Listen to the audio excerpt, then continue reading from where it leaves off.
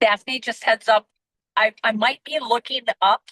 I'm going to keep the video on because I know we have to, but I get a little car sick if I'm looking down and in the car. So I'll be Yeah. listening, but I'll be looking outward, okay? Okay, yeah, no worries. All right. Totally understand. Thanks for Okay. joining, even though you're traveling. So Yeah. No, it's great. Thank you.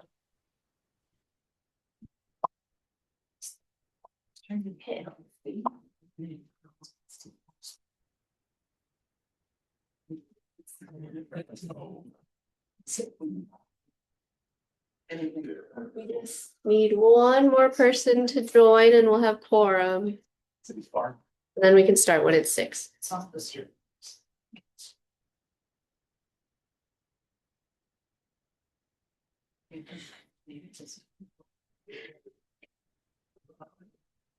Hi, Dia. Hey, good. How are you? Good.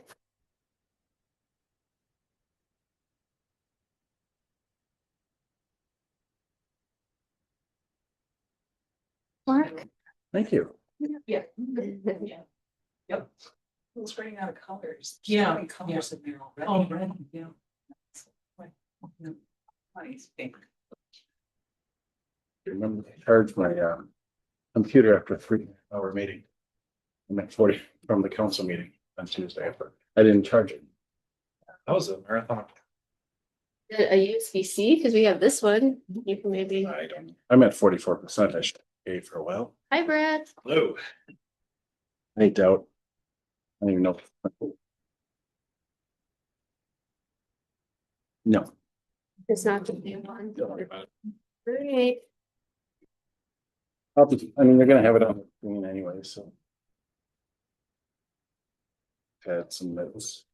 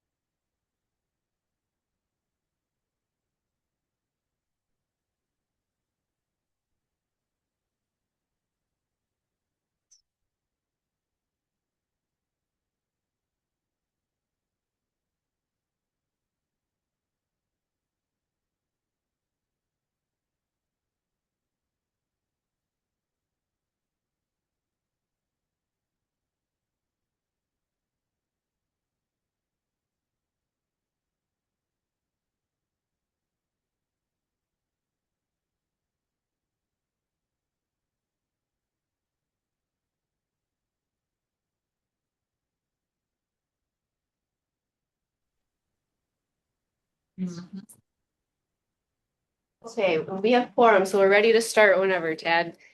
Yeah, let's start. And we are starting with public comment, which means I am passing room control over to Daphne for the time being because she can actually see people there.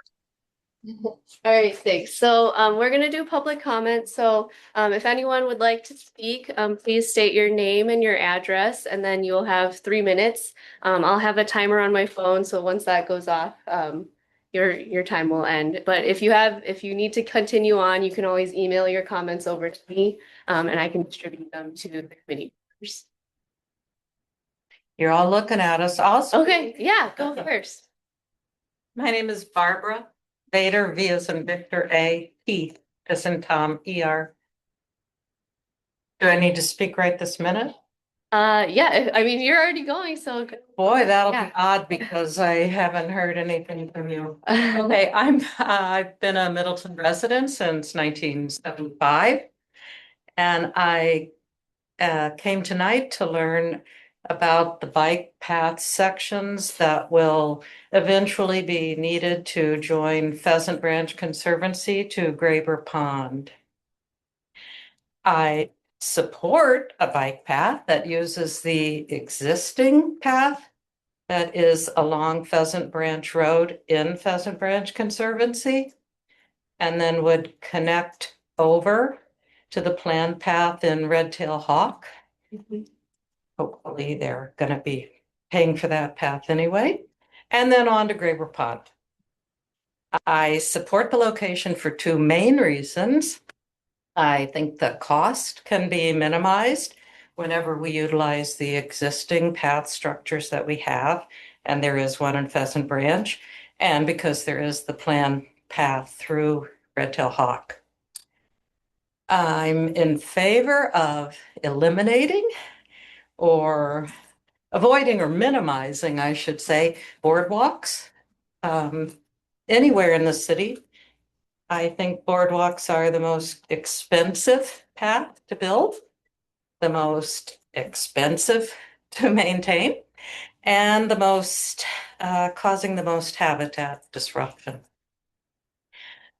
According to National Wildlife Federation and lots of other national wildlife organizations, habitat loss due to destruction, fragmentation, and degradation of habitat is the primary threat to survival of wildlife in the United States.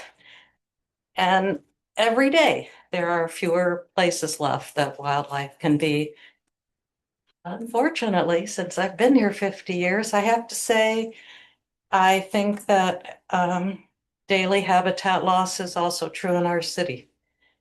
And it's one of the things, habitat, I think, is one of the things we generally appreciate and are a great asset. So I'm here to be aware of the specific committees and employees who are in charge of planning the path that will join Pheasant Branch into Gray Bear Pond at some point. And I thank everybody for their work on this topic. Thank you. And what was your address again? 6902 Whittlesey Road. Thank you.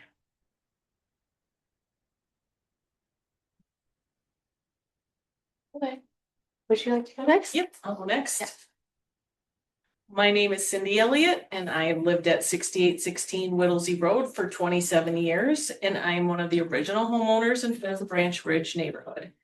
Wanting to talk about the potential trail extension shown on the draft bicycle network map, running from the existing trail behind our homes on Whittlesey to High Road. Am I against bike pedestrian trails? No, but I do believe the current plan is flawed. Are there more cost-effective ways to connect the trails and make a loop to minimize disruption to the wetland environment and wildlife? Yes. So with that, I would like to talk about cost effectiveness. Connecting the trails behind our homes will require excavation, tree removal, and significant attention to the wetlands and natural springs. The engineering study, design, and construction for this very terrain will likely be far more expensive due to the probability of boardwalk needing to be used and maintained throughout. Also, the maintenance of a trail next to our property could be a liability for the city. Trails connected to or close to private property are hard to maintain, which can lead to higher long-term repair costs. They could also create drainage issues that the city is responsible for. The city would be required to put in measures to prevent erosion and possible runoff into private property and into the wildlife environment. This area is well known for being a habitat for local wildlife, and I'm wondering if there have been any environmental assessments or wildlife studies completed. I fully support the path, but I believe shifting the path to utilize the utility line corridor would transform a flat, unused, and maintained open space that is already located right next to the current path. This would provide a more direct scenic route while causing less disruption and would be easily accessible to city maintenance and emergency vehicles. When we bought our lot in 1997, there was never any documentation or discussion of the possibility of a trail going through our backyard. The outlet was put in for wetland buffer and stormwater detention. When talking with friends and family about the proposed path, they advised me not to sound like a NIMBY, and I had to naively ask what that meant. I would like to think that instead of a not in my backyard person, I am a concerned steward of the wildlife and environment rather than an opponent to progress. Thank you for your time. Thank you. Good evening. My name is Mark Elliott. I also live at 6816 Whittlesey. I too am here tonight to talk about the trail extension on the draft map that would run behind our home at Whittlesey. I would like to start out by saying I'm a regular user of the existing trail system in Middleton. I've enjoyed riding my bike along with my kids for the past 27 years. Since my family is avid bikers, I'd like to start out by addressing some safety issues. Due to the natural springs, creek, and wetland area behind our homes, the city would most likely have to put in an expensive boardwalk for all the trail extension. I can say firsthand how this could pose a safety hazard to bikers when wet. On separate occasions, my daughter, son, and I have all fallen on the boardwalk portion of the trail in the current conservancy. All falls require doctor visits. Locating the trail behind private property could hinder emergency vehicles and aiding bikers should they be seriously hurt. Along with the cost, there's also the maintenance and environmental concerns with installing a boardwalk.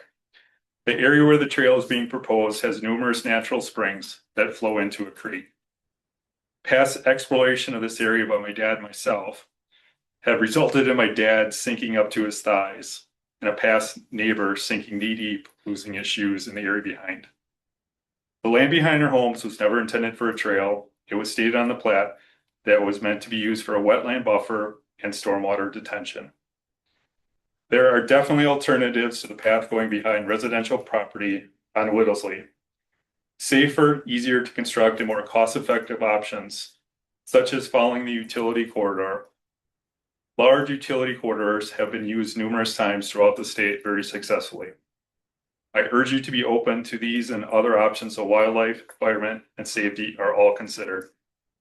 It is very easy to draw a line on a map, creating the perfect trail loop, but this is easier said than done. As my wife and neighbors have previously stated, we urge you to come out and see what this area looks like before making any decisions on where the trail extensions should be located. Thanks for your time and consideration to this.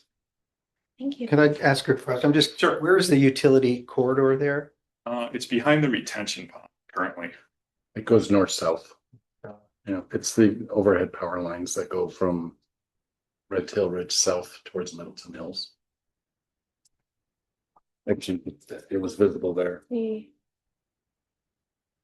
So maybe Kay can come up since this is part of her statement as well. Very bad. It's helpful for this discussion, yeah. Yeah. Go ahead. Hello, my name is Kay Rutledge and I live at 6820 Whittlesey Road. Thank you for this opportunity to comment on the draft ATP, and thanks to Scott, Daphne, and Mark for all the information they've shared. I'd like to offer several options to complete the trail on the north side currently identified on the draft bicycle network map. Any of these options seem feasible and will be lower in cost to design, build, and maintain than the route currently shown, which will require an extensive boardwalk throughout.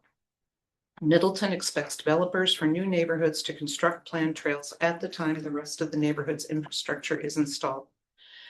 Since final phases of Red Tail Ridge and Pheasant Crossing are under discussion, timing is critical to make changes to the map and negotiate with developers to build the trail so that the entire burden isn't on taxpayers for future construction and maintenance. I created a simple map showing different trail options using large utility easement. The boardwalk section, shown in white, would extend straight north through the wetland. This area is already cleared, relatively flat, and would require less than 700 feet of boardwalk to connect to the existing path. There are two potential options to continue the trail.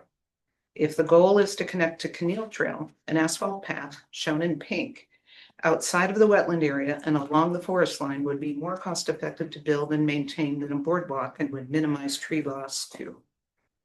The second option would continue the trail with an asphalt path north into Red Tail Ridge, shown in teal.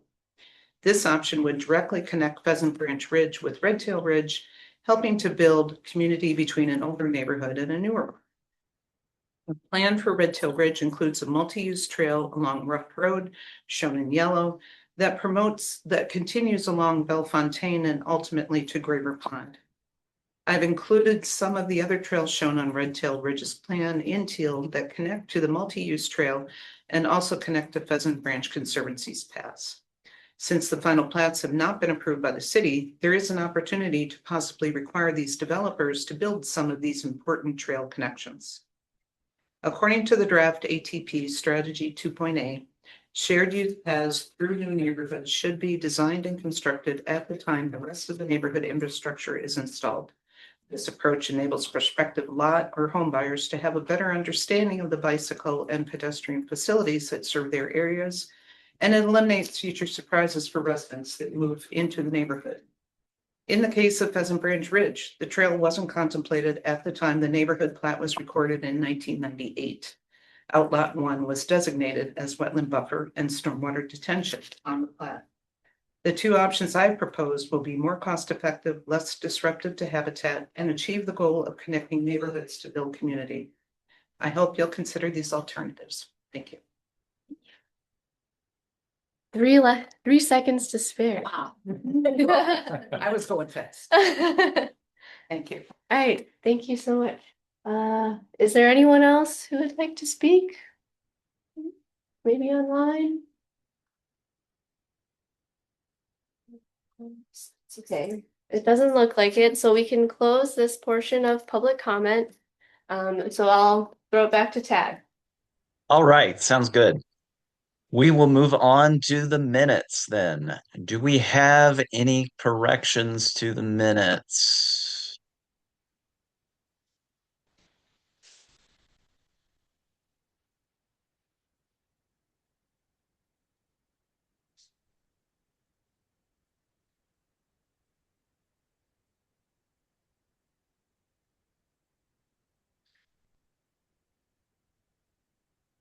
Hearing none, the minutes stand as read. Moving on to item number 1, then the discussion of the 2027 and 2028 projects in the 5-year streets plan. Okay, so this is something that we're gonna try and do every single year, is just reviewing the 5-year streets plan that Public Works puts together. And so they've specifically asked us to look into the year for 2027, which is mostly High Road. It's everything on this map in teal, so High Road up here. And then there's this tiny segment of Mound Drive, which might have been pushed back. I'm not quite exactly sure, but our main focus for 2027 is definitely High Road. And then also to look at 2028, which is everything in red. So a lot of it is this neighborhood with like Parmenter Street and then this neighborhood with Mayflower, Columbus Drive, that area. And so I think at this point, what we're looking for is for input on if you think any other streets maybe need to be put in, a little bit earlier than, what is shown on the map so far, or, if you think something could be maybe pushed back in favor of another street or something like that. If you have any input on that 5-year streets plan, or, if you think, this street is being reconstructed, we should put in a bike lane, anything like that. We're just looking for any feedback at this point. Kirsten.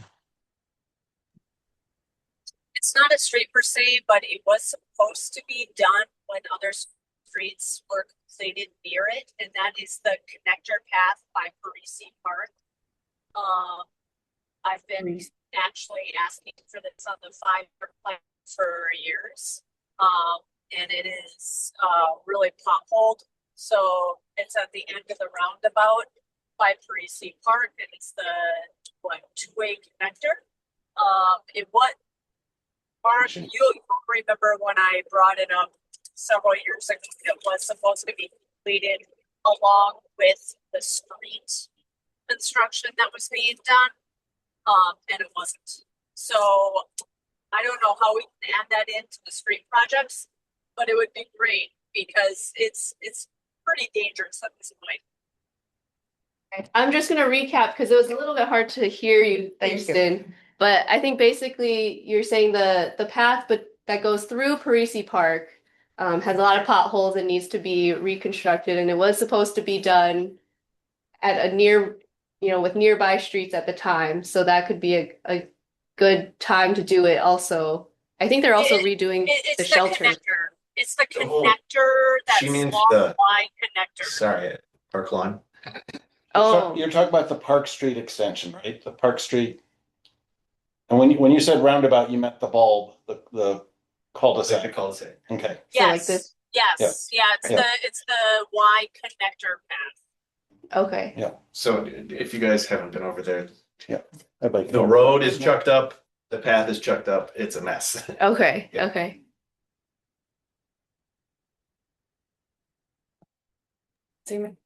Yeah, I Oh. feel like I will third that because I feel like Brad already seconded it.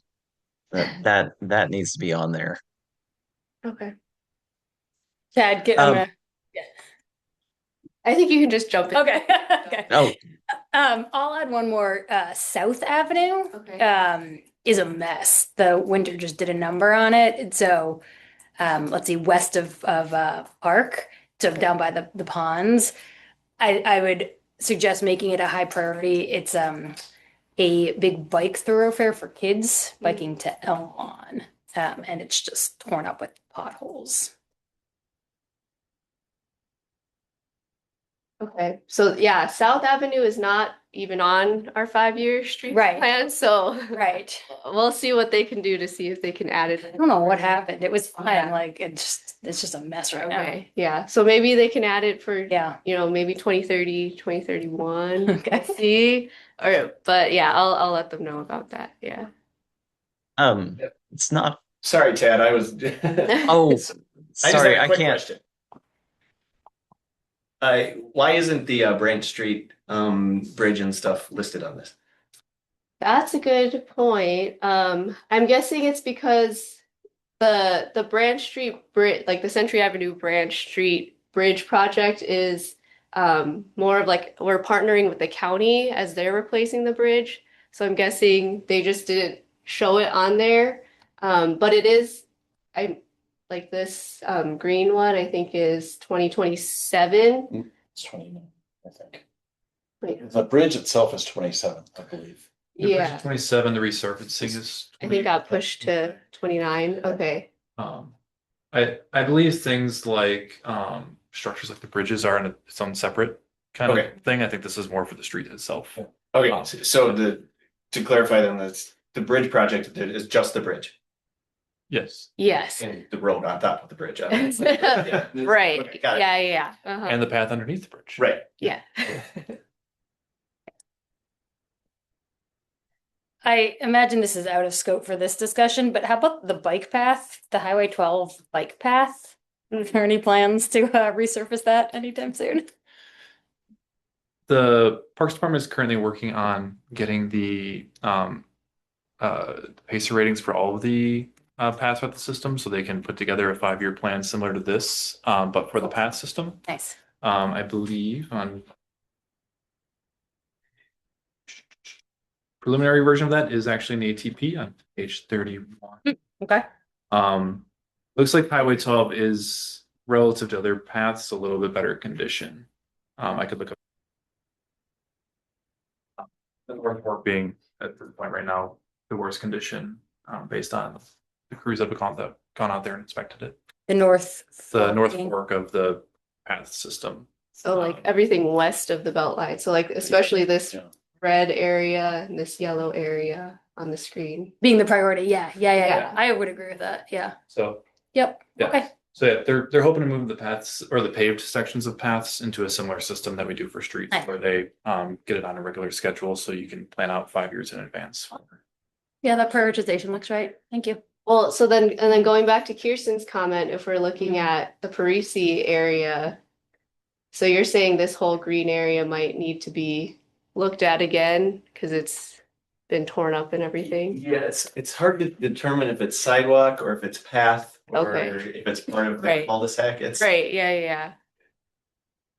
I've always felt it would be good to have high visibility white lines to guide people Yes. from the end of the street on each end into the path, and Mhm. so that so people can, especially at night, it's hard to see because there's no lights there, and obviously at night I'll have my own light on my bike, but still just to help guide people to where the proper route is. You're talking about the yellow part on Bedford Talking or the about green what part? Kirsten's bringing up is when you're heading north from Century Avenue on Park Street and then you cross Maywood. So if you start, right there and you head north, after you cross Maywood, there's a short stub that it just dead ends. It Yeah, goes to the yeah, yeah, driveway, yeah, yeah. And left of Yeah. or west of the driveway is a Okay, path. got it. Yep. And that path, it then splits. Huh. And that split, it's never clear which one you should take. Okay. I mean, those of us who travel it, know, you kind of figure it out. Yeah. But it just would be good to have better visual cues for how to navigate that. And it sounds like the condition right now is beat up. I actually haven't been on it this season. And if there's work being done, I think at that cul-de-sac with the park and that did some damage, then I would think that would just be repaired as part of the restoration. But I just defer to city staff on that site. Go ahead, Tad. Is it possible to turn off the autofocus? Because Oh, yes. with the autofocus on, I can't see the room. We either need to do that or I need to pass chair temporarily to somebody in the room. Okay, it should be off now. Okay, cool. I wanted to ask really quick the red, so the 2027, Give me a was sec it to this? go back. Oh no, I guess it's the 2028. Yeah. Do we have, I know that all the Columbus Drive areas don't have sidewalks. Do we have I think the Southwest has. I was just wondering about if we had some kind of overlay of that of the sidewalk needs and those streets, but I think it's actually just those ones and not the Southwest ones. Is that correct? Yes, so Okay. I think we have a sidewalk gap map in here as well. Yeah. So it's really just, I think is this Columbus or is this Maywood? Yep, that's it. Yep. That's Columbus. That's South what- of that's yeah. Boulder and south of that's Maywood. Oh, okay. Yeah. Okay. Yeah, so it's Columbus and Boulder. And so it looks like Columbus is the one that doesn't have sidewalks. Yeah. I will say this neighborhood is vehemently opposed to sidewalks. They I came am to not one of my surprised. landmarks meetings because that area could be in a landmark area, and that's all they talked about. They didn't talk about the landmark possibility of their homes. They talked about the sidewalk. So I will Yep. just say that, yeah, that is definitely a hot topic for them. All right. Keaton is. Keaton. Yeah. So on the 2026 map, the gray part for Stonefield in the bottom right, Mhm. it's underway presently, and the Yes. neighborhood's quite a buzz. Yes. I was kind of curious what the rationale was for, I know it's a bit late in the process here, but what the rationale was for only doing kind of that one side of the neighborhood and not the other. And if there was any plans to do the other side of the neighborhood, and if so, when? Yeah, so this whole website you can actually find online, and I can also email it to you, Keaton, but in this other portion, they have like a streets overview and like some of these other things. And so they have typically they have like street conditions, so they'll have something called a pacer rating for, how the street condition is. And so that usually is the biggest priority for our public works. So they'll look at the street condition itself. And then they try and, just do like a specific area at a time. So I'm guessing, Stonefield Road was probably the main trigger. And then they're like, well, we can probably it's not also great. do, yeah. So I'm guessing that's probably what it is. And so you Gotcha. can kind of see like they tally up also the costs to try and make it because they have a certain specific budget every year. So yeah, so that's usually how they prioritize, the like what gets done each year kind of thing. And so yeah, so I mean, also Yep, letting them nope. know that South Avenue this year is really bad is, they can go out and look at the conditions for it. But Yep, yeah. that's great. Thank you for the information. I appreciate it.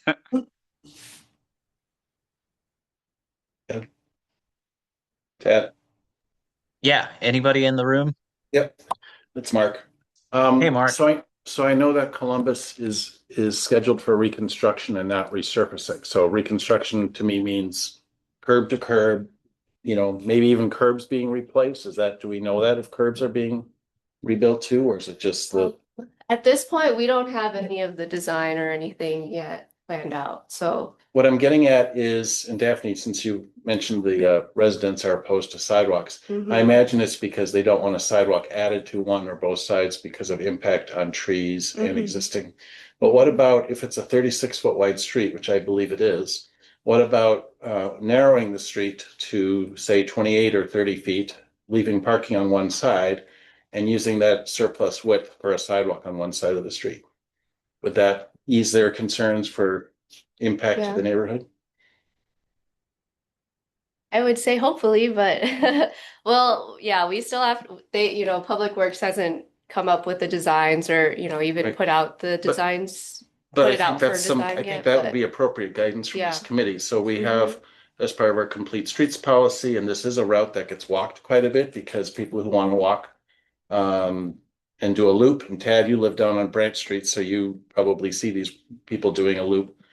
Um, you know, I can understand not wanting to impact mature trees. Saks Woods is lovely it's known for its large trees. But I would think there's a way that we could add a sidewalk on one side and maybe the city would relax or be more flexible with its policy about how it assesses because we usually assess to the adjoining property owner. But if it's only going to be on one side, maybe there's a way to modify that policy so you're not Yeah. punishing, if you will, one side of the street versus the other. There's also been snow removal and things like that. But if it's a full reconstruction, including curb, then I think there's an opportunity here to narrow the road. Obviously, there'd have to be some work on inlets, storm inlets, but there are ways to narrow a street and keep the inlets where they are. I mean, that is possible to do. Anyway, I just would suggest that we have more information on that. Yeah. I'm gonna riff on Mark there.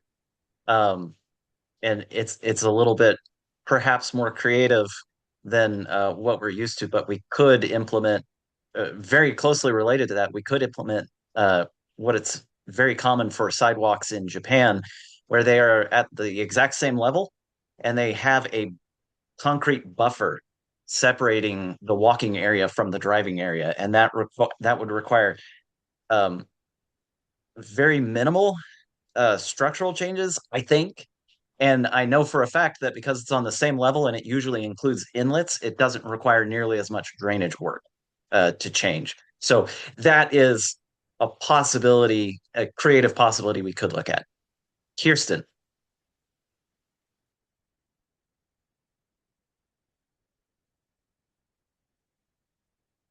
You can hear me, but past meetings regarding that road and sidewalks, it wasn't just the removal of trees, but it was the cost. That was a huge concern for people, and of course, because they would have to share the cost with the city. And we looking at the old project on Old Middleton Road, when it enters into Madison, we could kind of figure out how the alder, it was marked clear, who convinced them to put sidewalk on one side to lower costs, and then both sides of the road so all residents share the cost.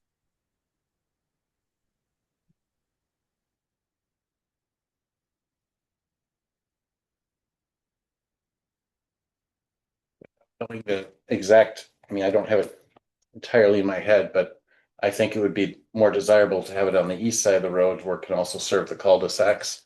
I don't think there's necessarily need to take the sidewalk into the cul-de-sacs. Those are really, really short cul-de-sacs.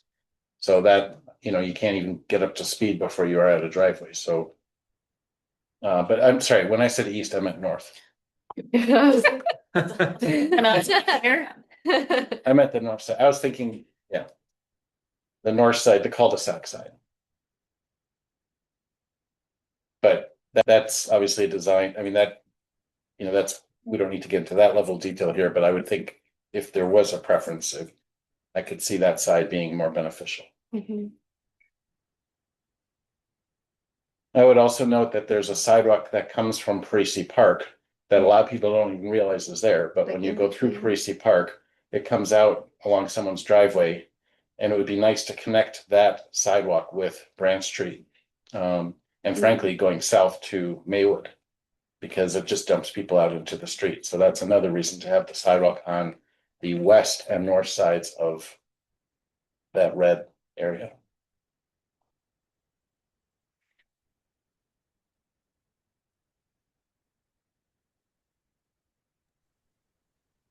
Anything else from the room?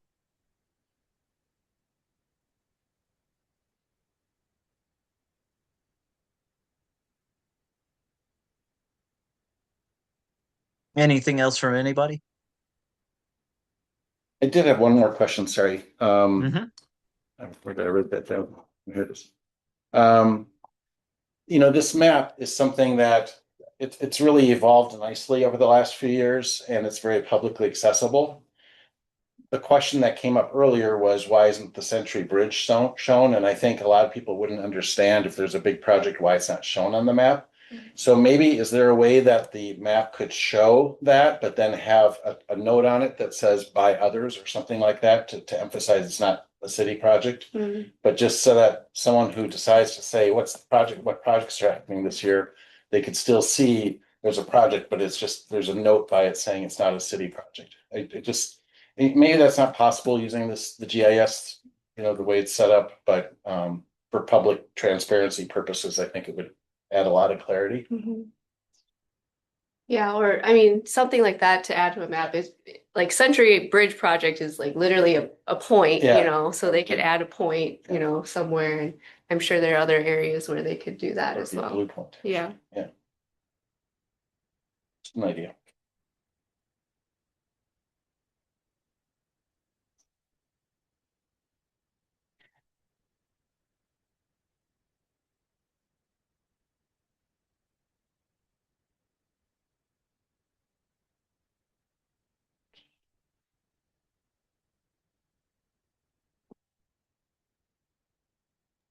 All right, let's move on to item number 2.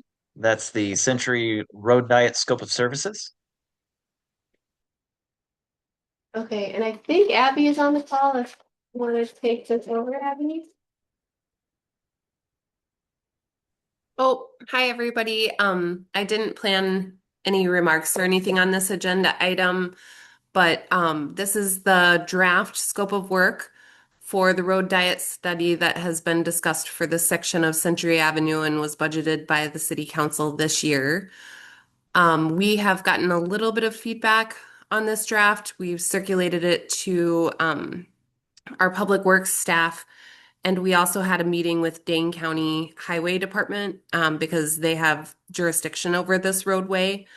And one thing that I wanted to make very clear to decision makers is that the position of the Dane County Highway Commissioner is that if the city were to do a road diet and narrow Century Avenue from 2 lanes eastbound and 2 lanes westbound to just 1 lane in each direction with a 2-way center left turn lane, their position, at least that of the highway commissioner, is that they would require a jurisdictional transfer. They were still supportive overall of doing the study. They thought that it was beneficial. They also understand that the city's goals regarding our complete streets policy are very different from the county's goals. I think in the meeting, he said their goal for this roadway is to move traffic as quickly as possible from point A to point B. So that obviously is about as 180 opposite from what the city's goals are for the corridor. So I just wanted to make sure that it was clear that that is a highly likely possibility. Alder Opitz had inquired about whether they would agree to cost share for the improvements prior to the jurisdictional transfer. And I did reach out to the highway commissioner with that question. Unfortunately, he's out of the office right now, and I wasn't able to get a response back from him yet. That is similar to what happened several years ago for University Avenue corridor, is that prior to requiring the jurisdictional transfer, the roadway was completely reconstructed so that when it was handed over to the city, it was a brand new road. I think in this case, what is planned for 2029 and what is the driving factor of doing this study right now is primarily a resurfacing of Century Avenue. So that's all that I had for you, but I'm happy to answer any questions. Mostly, we're just looking for your feedback and if you feel like this scope of work is ready to send out for competitive proposals.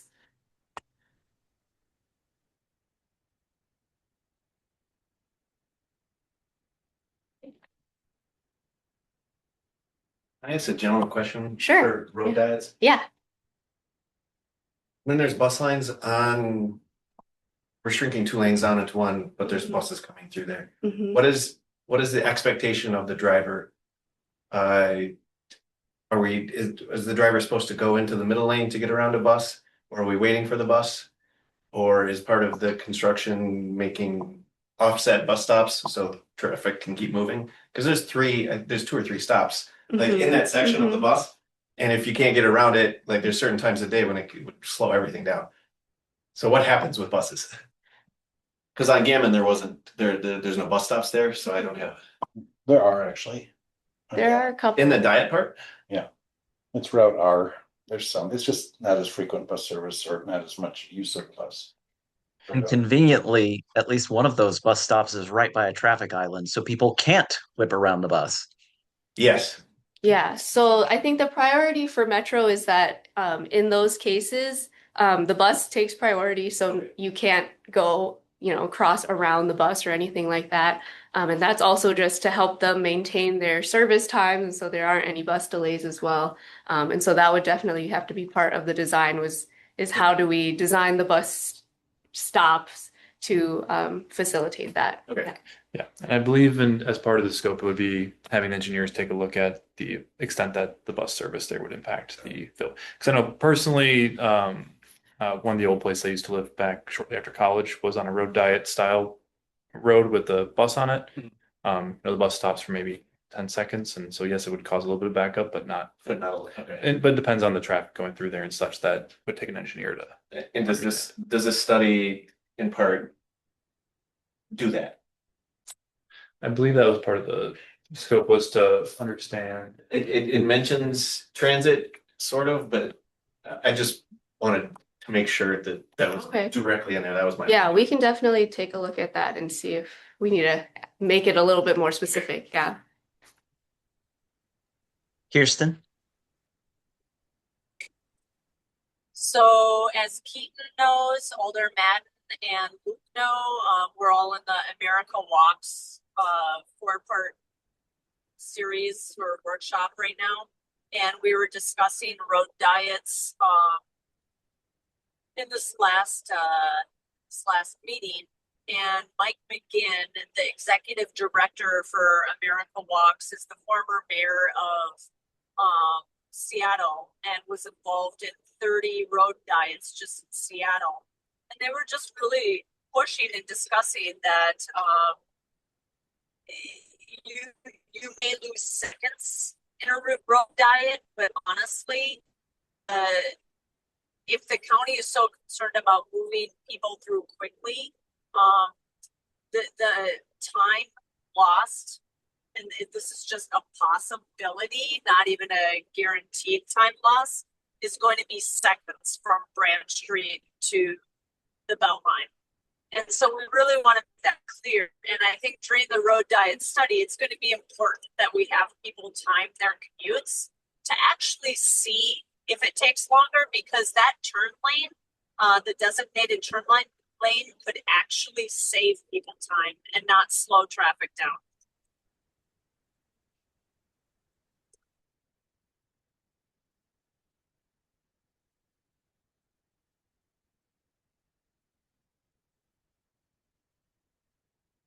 You can't see my hand probably, Ted. This is Mark. I have a couple comments, if I may. I could have if I hadn't picked that moment to look at my web browser. That's okay. No, If no one else has anything, I had a couple of things. First of all, I appreciate Abby, you inquiring about the county's cost sharing policy. That's will be really good to know. And I appreciate that the scope of services now specifically identifies the feasibility of a 10-foot wide shared use path along this corridor. Couple suggestions, additional suggestions under item 3, which is page 3 of the document, number 3, the phase A, number 3.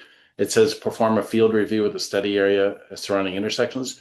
I would suggest also listing the 2 driveways with the Middleton Glen and Metro Market, especially the one with Metro Market. It looks like a street intersection because it's, I mean, if you all have turned into Metro Market off of Century, it just feels like a street.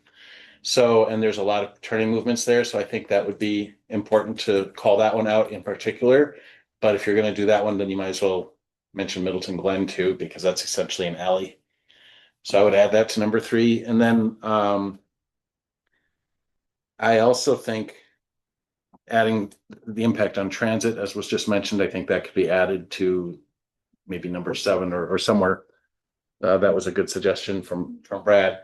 And then I wonder if we should also really should emphasize that what we're especially wanting focus on, I mean, the whole corridor is important, but that segment from Donna, Frank Lloyd Wright east to Branch is really the key segment because it's essentially an isthmus. There's no parallel route.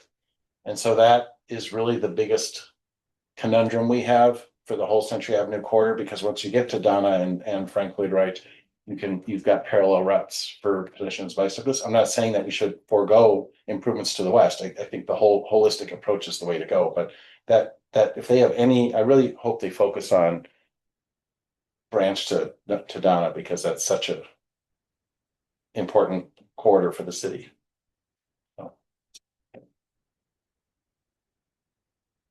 I appreciate this work though, Abby and Daphne, whoever else has worked on it. I think Abby, you've been the lead. I really appreciate it. Thank you.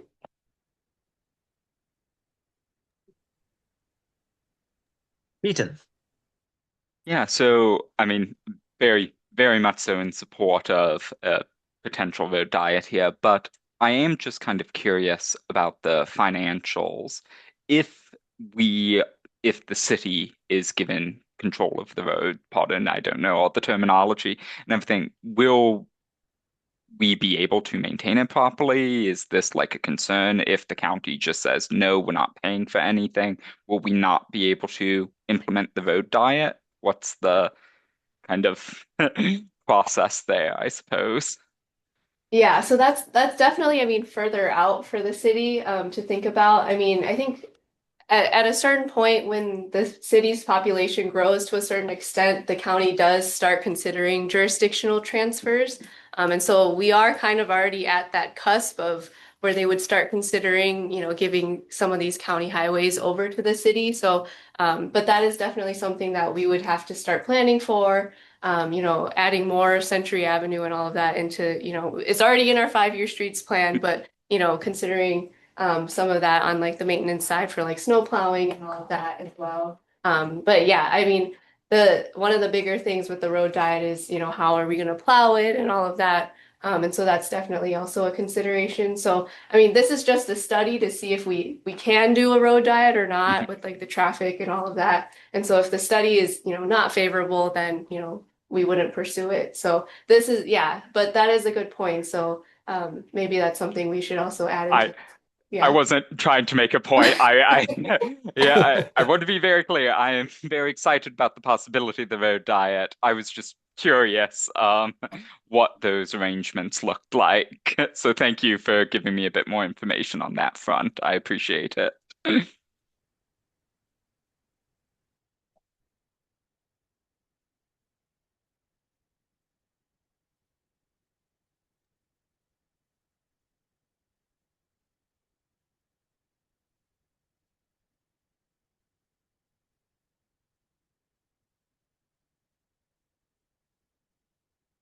I'm going to mention, because this is one of my hills to die on. I'm glad we are doing this. I'm a little frustrated that we have to contract out to do it.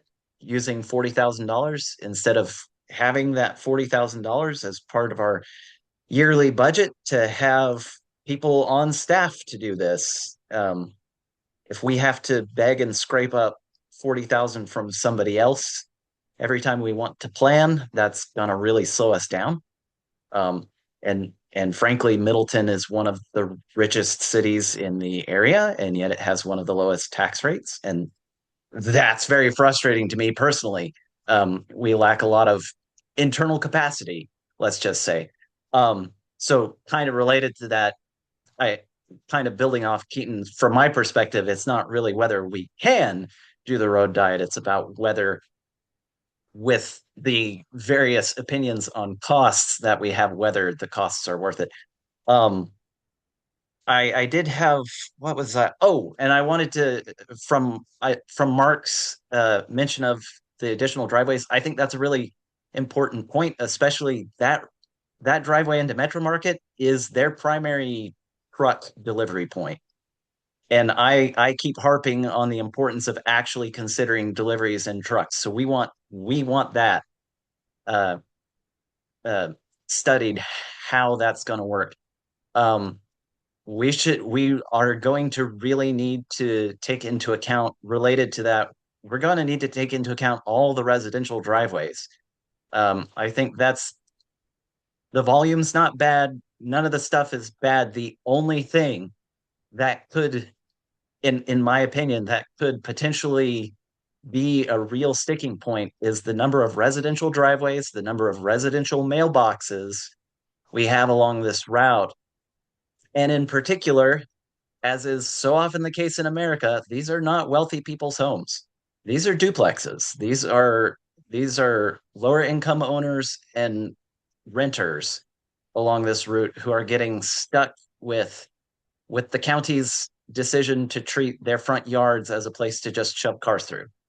Um, we want to fix that, but we have to consider the impacts on their ability to get out of their own homes.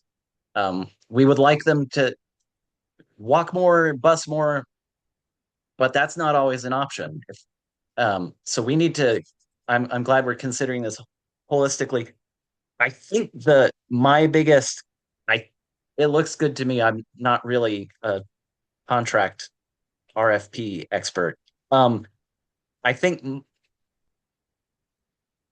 my major piece feedback then has to do with the final design. I believe we're stipulating, um what is it?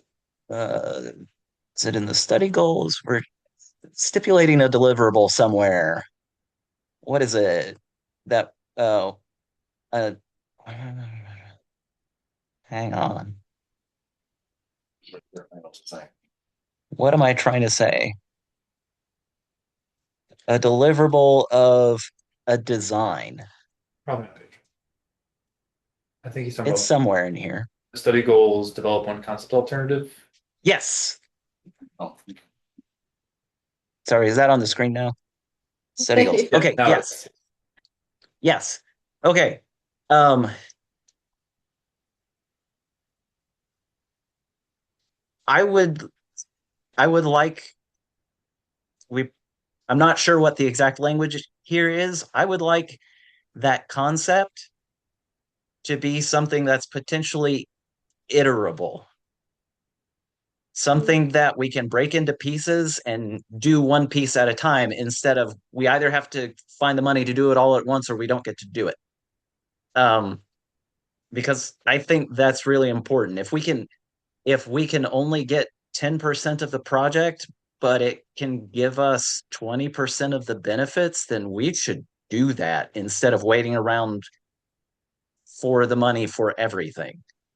We should be implementing what we can when we can, um, and reaping the benefits in the meantime, rather than sitting around waiting for somebody else to bail us out. So yes, I would like some kind of language about, uh, it can still be one concept alternative, but with maybe phasing is the right word, something like that. Okay.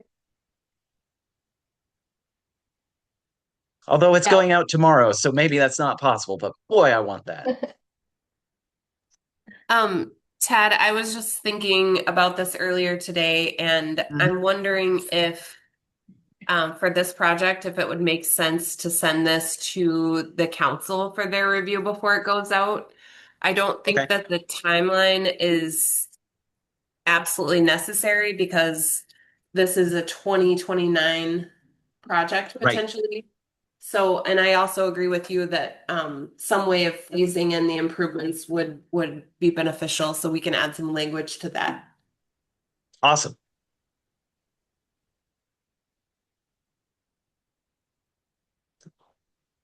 Does anybody else have anything as rambly as me or less rambly? Either's good. Well, if the intent is to go to the council with this, then a motion to recommend approval with the changes we identified would be in order, right, Abby? I mean, I don't know that it has to go to council, but if you're more comfortable with that, I support that then.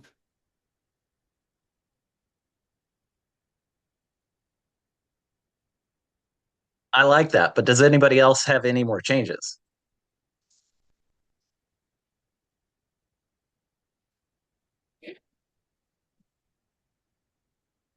Okay, I guess not.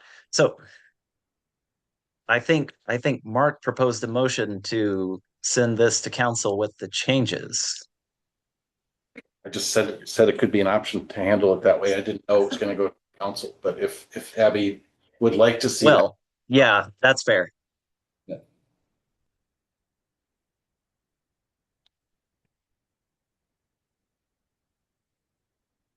how often, I don't know how often these go to the council. Abby, do they? I mean, We have taken RFPs for larger capital projects to the council. This one's a little bit small, and I don't think it's absolutely necessary. The only reason that I was thinking, well, maybe we should err on the side of caution is that we did learn about the county and their indication that there would be a jurisdictional transfer, which obviously has financial impacts. So I just thought out of caution, maybe we should take it to the council to let them know. but I mean, if the intent is to take it to the council and then have them say, well, because there might be jurisdictional impacts, we don't want to do the study. I just don't see that being an outcome. I think we want to know whether this is feasible. This is something we've been planning for several years to understand the feasibility of this. So I guess I personally don't see a need for it to go to the council. If I'd rather just have a 2 week head start instead of, delaying it for 2 more weeks, but whatever. If you feel, I'll support whatever. If you would feel more comfortable with that, Abby, then I support that. But if you are ambivalent, then I guess I would just say we've given our direction and that's good enough, but it's up to you. I will defer to you and the rest of the committee. Once we are ready to enter into a contract, we would have Right. to take that to council, so there's still an opportunity. All right. I mean, you had public works staff review this, right? You mentioned that. Yes, they were Right. involved with drafting. Yeah. I'm comfortable with just giving our blessing here if the rest of the committee is comfortable. I happen to know the alder for this area too, so there's a couple of us, but since I'm involved, I'm pretty comfortable with it. All right. I'm fine with that too. Kirsten. I just have one quick question. Since we are talking about financials and there has been some changes with that. Mark, I know that the committee has discussed the other option, and that is burying all of the power lines to give enough space for a multi-use path. Now, with the jurisdictional transfer and with the $40,000 going out to do the study, does that make it more feasible to bury the power lines for a multi-use path instead? I would still prefer the road diet, but does that make it more viable? Maybe Abby, I'll Yep. try first, and then if you have anything to add, but I was just gonna say it's probably not, it probably doesn't matter too much who owns the roadway. Just because it's on MG&E's timeline, I'm guessing are those poles. So I mean, they are working on burying poles in Middleton, so they're working on University Avenue right now. But yeah, I'm not just, I think it's mostly reliant on their movement of that work. Yeah, I think it's a very good question, Kirsten. They are burying a section of those poles as part of the bridge project already. I think that MG&E has become much more supportive of burying the electrical lines. It's the other utilities usually that are on the poles that can be a little bit more challenging. We are working on burying the entire corridor for University Avenue from Park Street east to the city limits. And most of that MG&E is doing at no cost to the city because they want to do that anyway for reliability purposes. It's just better for them. And what their engineers have told me recently is if Charter, AT&T, TDS, or another utility decides to stay on the poles, they require them to purchase them and maintain them, which is not really something the other utilities are keen to do. So that I think that is a really good point. I don't know the timeline, but we have contacts, really good contacts right now with MG&E, so we can check in about that as well.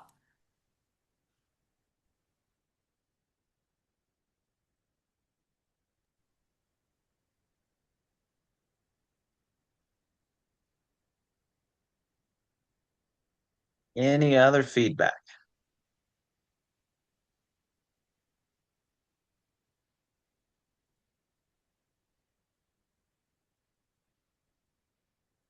Okay.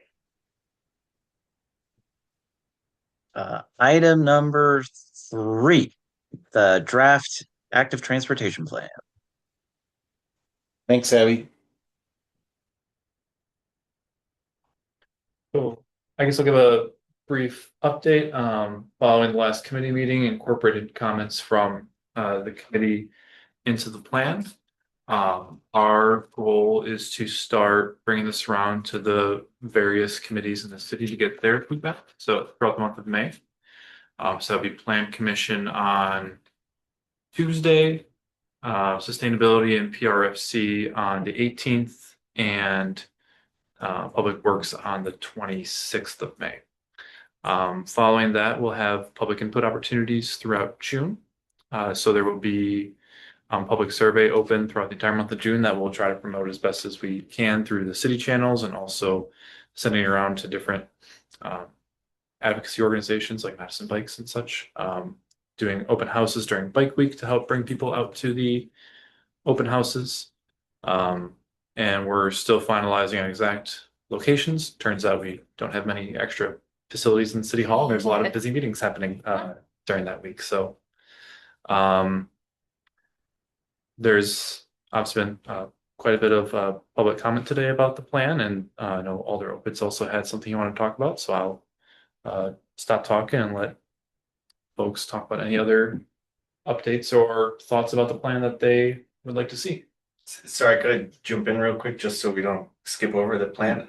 Yeah. Things I could have said last meeting that I didn't notice. Could I say them now? And for the challenging crossings and crashes map, the heat map, it doesn't say anywhere if these are just vehicle, pedestrian, or vehicle bike crashes, or if they're all crashes. Because leading into it, we're talking about pedestrian car conflicts.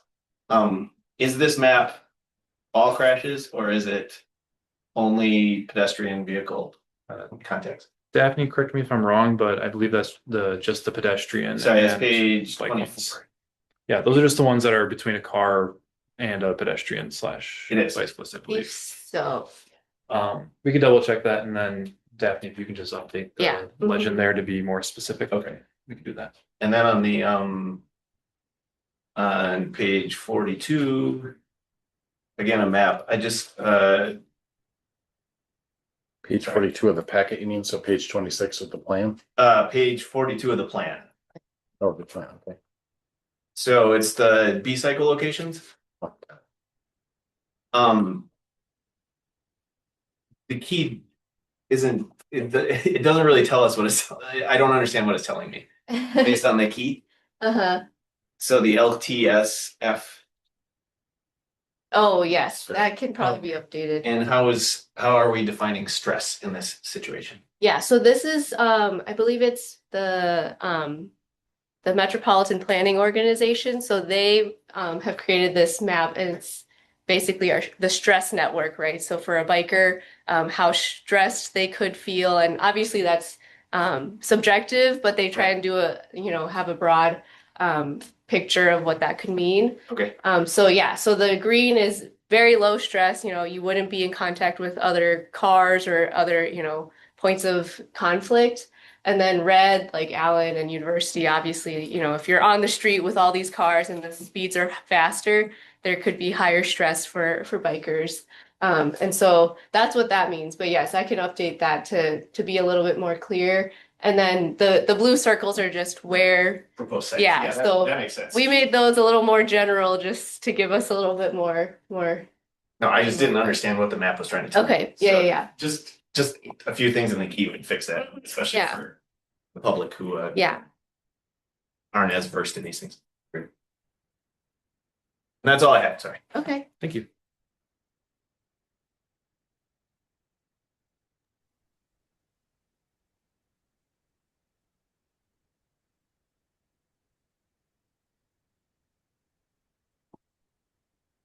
Mark, do you want to go over what I just wanted to give others a chance too, so. Sure, we don't have to go to that yet. Okay. Well, you can, let me save that one. Okay. So I've gone through the plan in greater detail too, and I guess the first question, building off the stress discussion we just had. Scott, where would I find a discussion about a road being a barrier, like a barrier to crossing? I looked under strategy 2C, which talks about traffic conflict points, but it's not, I couldn't really find anywhere that addresses the concept of what we have in the comprehensive plan of long stretches where you can't cross a road safely. Is that somewhere in the plan and I missed it? So for example, Century Avenue between Allen Boulevard and Highland Way up the hill is a half-mile plus section with no crosswalk in between. So is that something that we're addressing in this? So you're talking about sections of the city where you'd have to go over X amount of feet in order to get to a crosswalk. Right. That is not something we specifically mapped as part of this plan. That's something that I know us and Public Works are working together on traffic screening study. That part of it will be a multimodal crossing guidance. So it could be incorporated as part of that, but no, we don't have a specific map that shows the spots where that. And it's not so much that we need the map, but I think there needs to be some acknowledgement that that's a barrier to active transportation. So I think somehow citing that, I just want to start by saying I really love how this is structured. I think you guys have done your team planners here have done a really nice job of laying out the strategies. I love the format of what it is, why is it important, how to implement. I mean, it's just so user-friendly for anybody to consume this information. And I like the strategies and how they're organized. So I recognize that you've got a template in place, and I'm not trying to propose any changes to it. I think that concept of a barrier needs to be added. Maybe that's under accessibility would maybe be another spot, although that was focused more on trails. But a couple overall minor comments, but section 2.31 of the city ordinance, I think we should refer to the Ped Transit Committee by its official name, which is Pedestrian, Bicycle, and Transit Committee. I think having that be consistent through the document would be helpful. So that's 2.31. And that's kind of in the, anyway, that comment speaks for itself. I would alphabetize the acknowledgements page. Minor comment. On page 6, where you talked about page 6 of the plan, where you talked about an overview of what's happened since the previous bike plan was approved. I think it would be good to also acknowledge in that paragraph the bicycle pedestrian plan. I would also acknowledge that a number of the north-south streets, the bike lanes were added to a number of the north-south streets. I don't think that's mentioned anywhere, that the city, since then, Park Street, Branch Street and Parmenter Street come to mind. High Road. So I think that it would be good to mention it somewhere, just in passing. It doesn't have to be a big deal. On page 11, you listed underpasses that were completed. You could include the Airport Road underpass for the North Fork. That's the only one that's missing from that list, so might as well have them all. Page 11 also has a discussion of future Century Avenue path, but it's in the context of bridge underpasses that I think the section where it says project highlight, missing links completed, proactive path design, and bridge underpasses basically refers to projects completed since the bicycle plan was adopted in 2009. So it it seems a little odd to refer to a future project as, you know what I mean? Yeah, I think as I was drafting that section, it was intended to show that in the past we have done that, and this is the next one that's coming up. So you're right, it does kind of, bridge that. Well, I'm just wondering if I would have expected to see like a photo, which we see later, of Deming Way underpass or something like that. I love that this is in there. I just question whether this is the right place for it. But that's probably, it's just my linear brain that's looking at it that way. Page 17 is a reference to bus rapid transit service, bus rapid transit being expanded to Middleton. We already have the vehicles here. I think the issue is that it's the service that would be expanded. So I think that could be clarified a little bit, because a lot of people probably think we have VRT service, which we don't. We just have the buses much of the day. Getting a little more substantive, page 21 of the plan is the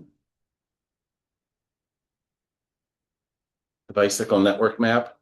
So this lists the on-street bike paths and the off-street or on-street bike lanes, is I think what it is, right? Not paths. Maybe the map should say on-street bike routes, might be better. Because it's not really a path, it's a lane. And then the bike paths themselves are off-street, so off-street bike paths might be a way to clarify it. There's no description of whether it's paved or unpaved, and maybe that's intentional. That gets to what I want to talk about at the end here about this implies that we have a continuous paved network of shared use paths, and we of course don't. Go ahead, sorry. Specific one. The reason for that was the first draft of this map had just way too many colors initially, so it's hard to track what is what. So that was one way for us to consolidate, the more clearly communicate the network. I'm not really opposed to how it's presented. I just think it could be a little clarity. And on that note, also defining what the tiers are again. They're there. But what do they mean? What does that mean? Yeah, that's a good point. I missed that. Explained in. I looked up. section. I looked for it before, and I felt like I couldn't find it. I was reading fast. I don't think that's something that we could Maybe add we could into just add it, Appendix A in particular. Yeah. or maybe just add it straight to the map. Is that way when people see tier 1, they're like, what is that? And then Yes, it'll be, it's you know, Up in that blank spot. yeah, is this like spot? Yeah, okay. Page 22, the next page has the school in session eyes on the lines. Is that do we want that graphic in here? Was that something that was an official city program, or what? There's no reference to what the history of this is or why this is here. So that was a program that happened last year, I believe around Halloween time, where that was Lookout Louie that was Yeah. around on the streets. If that's one that isn't preferred, I can take. Frankly, that was just the right shape for the that was there. You know, the concept of it is fine. I just didn't, it just seems like it was just mentioned, thrown in there without any reference to it, and is the city planning to do more of this in the future? You know, I wasn't quite sure what the context of it was. I'm not saying it has to be taken out. It just is, that program was new to me. I'd never heard of it before until suddenly the signs appeared. So I just was curious what the city's commitment to that program is and what the history is, but. I don't think that was super popular in the various neighborhoods, so I might not, if you don't need to reference it. Yeah, the main reason again was the shape. Yeah. You can find a different one, shape. I'm almost done, sorry. Oh, page 36. Seems like it's too far. Wait, did I mean? Well, maybe this 30. Wayfinding? Yeah, wayfinding. How'd you know that? I went to page 36. Oh, yeah, wayfinding. So it says here, using at the bottom paragraph, it says use the Dane County Wayfinding Manual as a guide. I would suggest saying as the guide.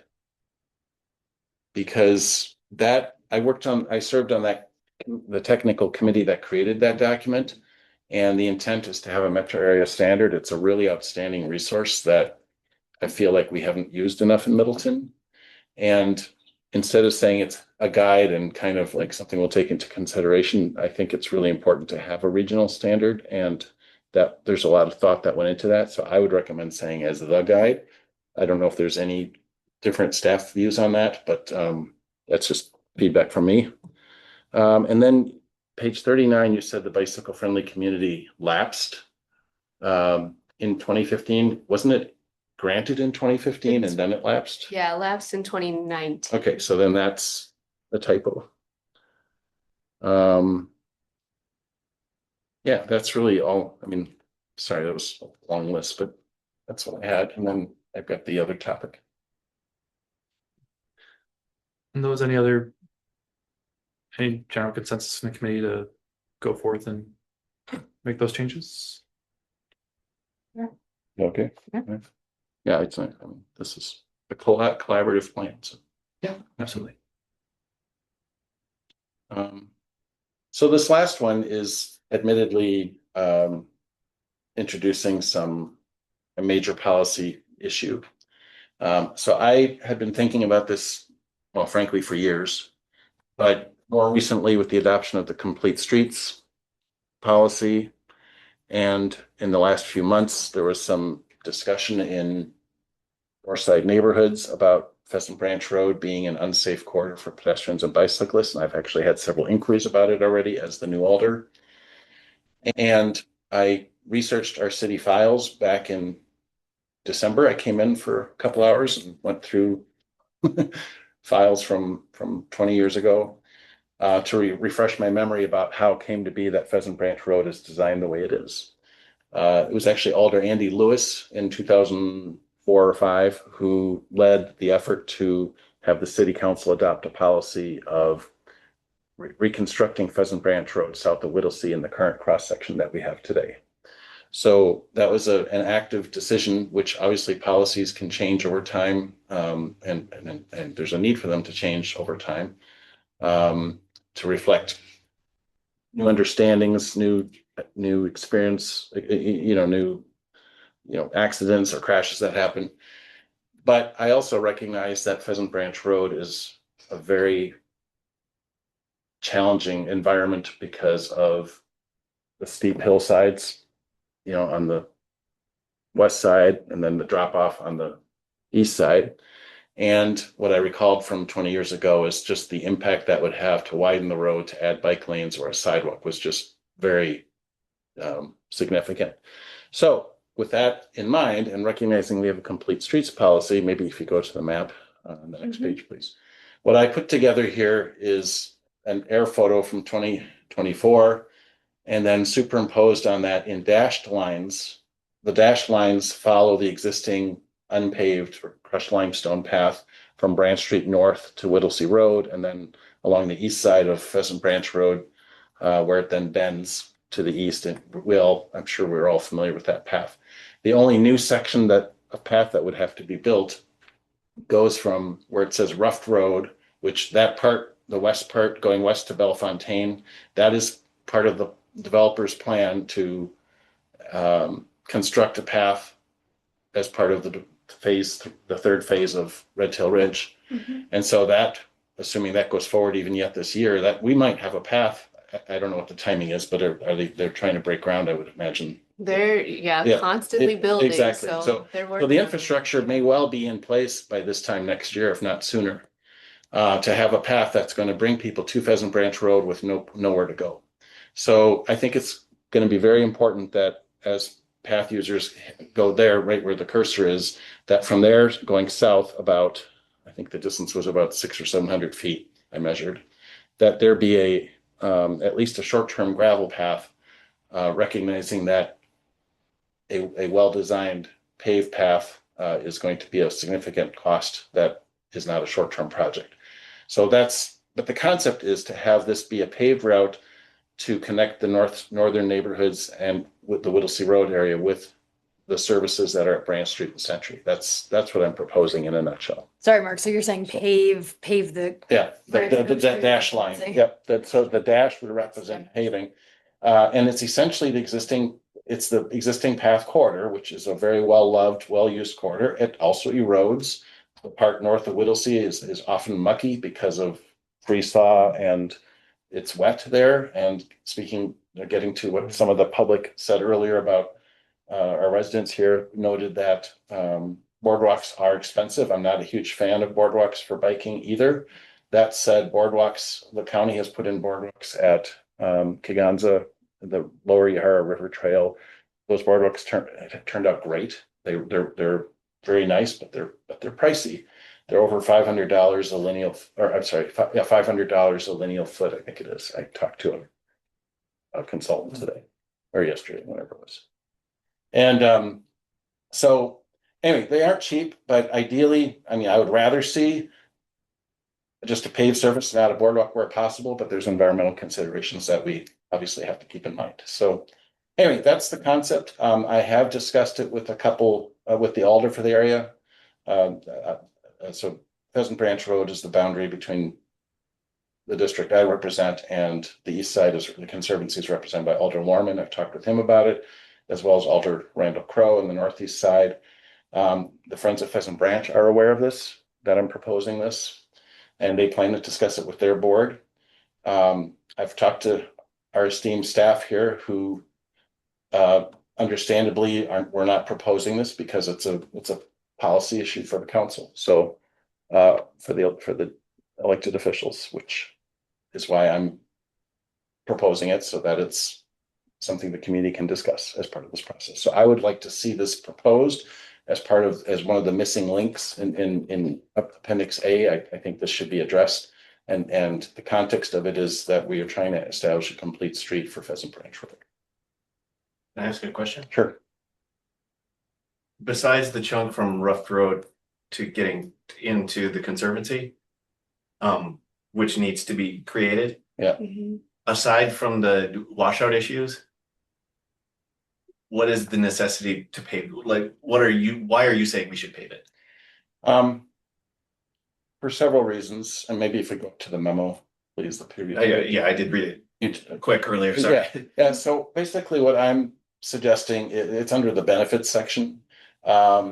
So it's an accessibility issue. So people who use a wheelchair or have limited mobility in some way, a paved surface is better. I'm of the opinion that a paved surface requires less maintenance. The gravel is frequently getting rutted and washing out. And maintenance vehicles in the Conservancy have an environmental impact as well. And not to mention the runoff and gravel, the limestone screenings flowing away.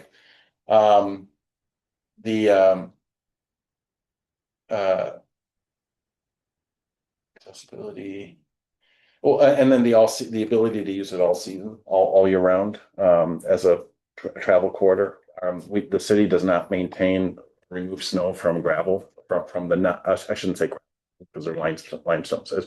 They don't, the city only plows the paved paths, not the unpaved paths.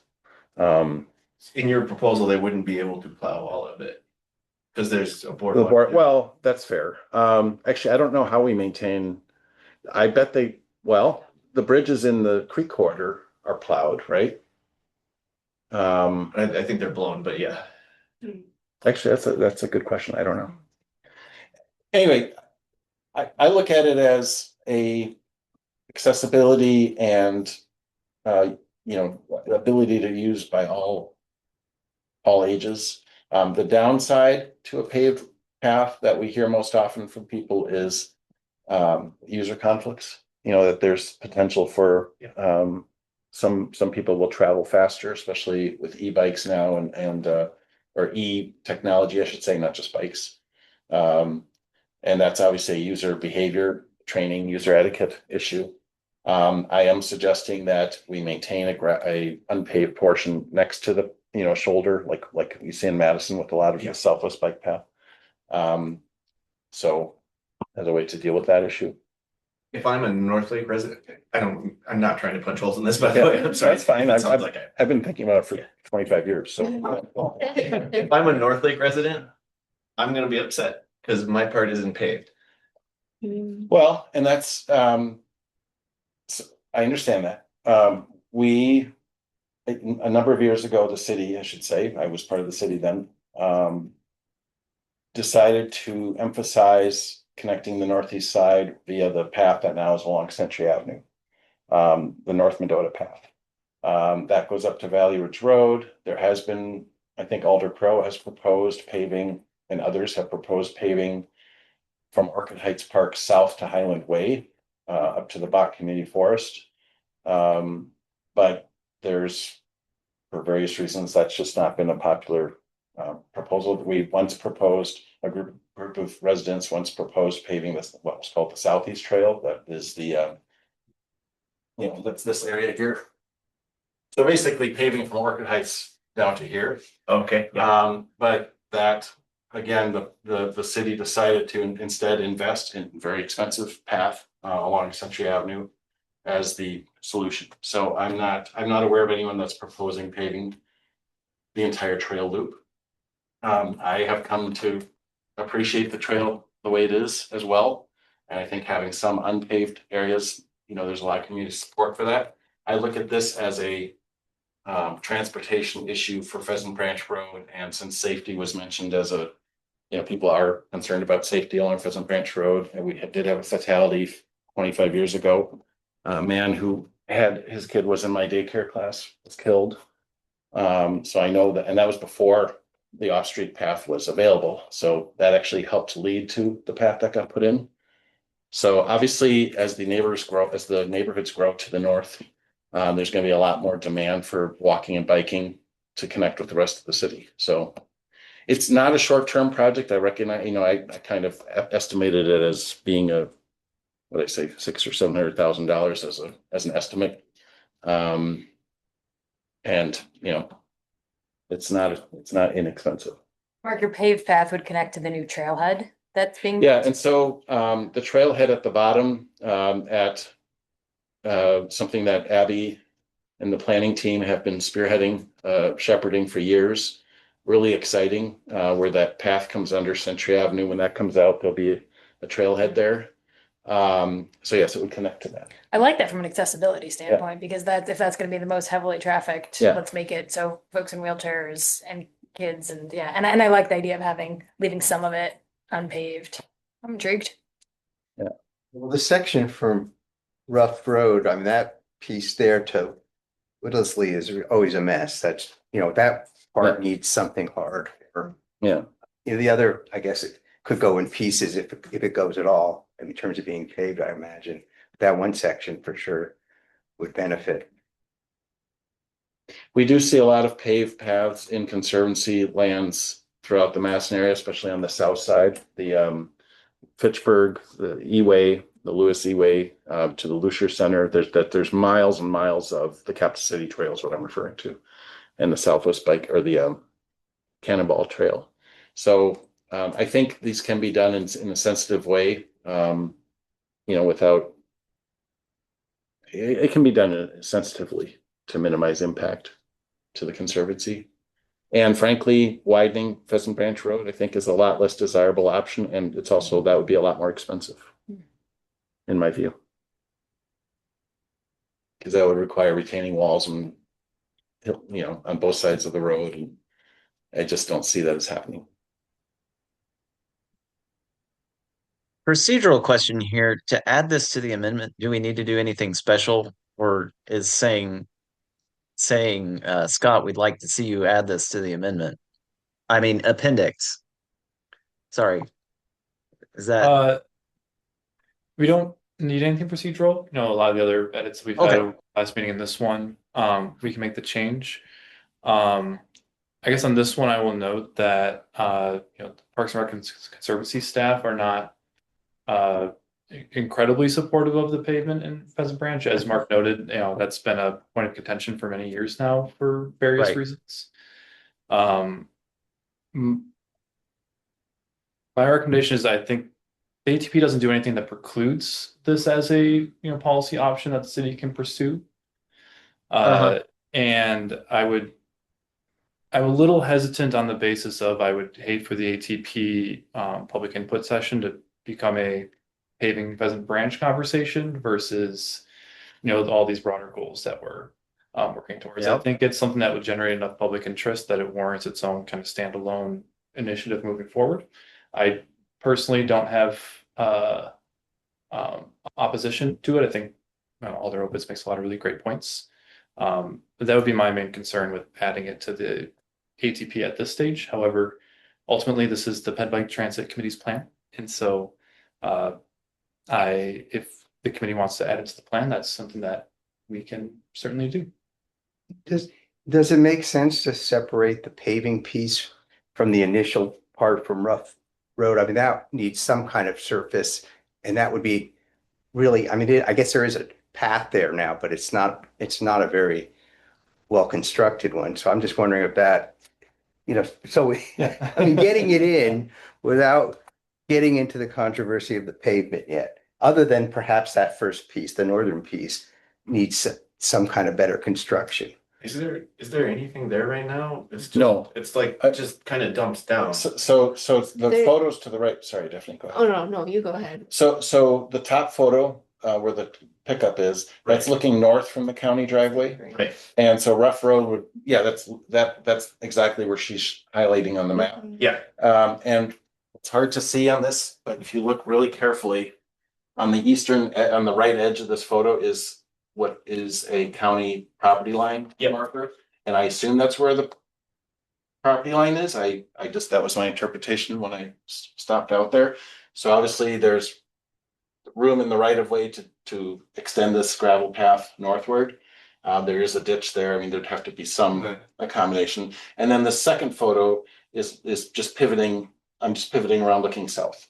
That's the same driveway. So you're just trying to cut out the leg that you would have to do by going into the parking lot and then all the way around to get back on the path. And I'm not even suggesting connecting to the parking lot where the pickup is. I'm just suggesting having a path. So the crosswalk will be, somewhere up here. Okay. I don't know exactly. It's probably about where the telephone pole is. I'm guessing. No, I'm super familiar. Yeah. So there will be a crosswalk here, I assume, anyway, but Public Works oftentimes doesn't want to put in a crosswalk if there's nothing to connect with. Oh, I'm also familiar with that. Yeah. And so, but we know that people are going to come out to Pheasant Branch Road and we just know it's going to happen. Oh, I'm doing it right now and I'm jumping through the weeds. So so you can't wait a year to get, no, just kidding. So anyway, I just, this is the gravel that, putting something down as a short-term stopgap measure. I actually would hope the developer could even pay for that, but that's maybe a tough ask, but it benefits them. Yeah, well, so this whole portion of the trail, it is in our bicycle network map. So it is already mapped in there.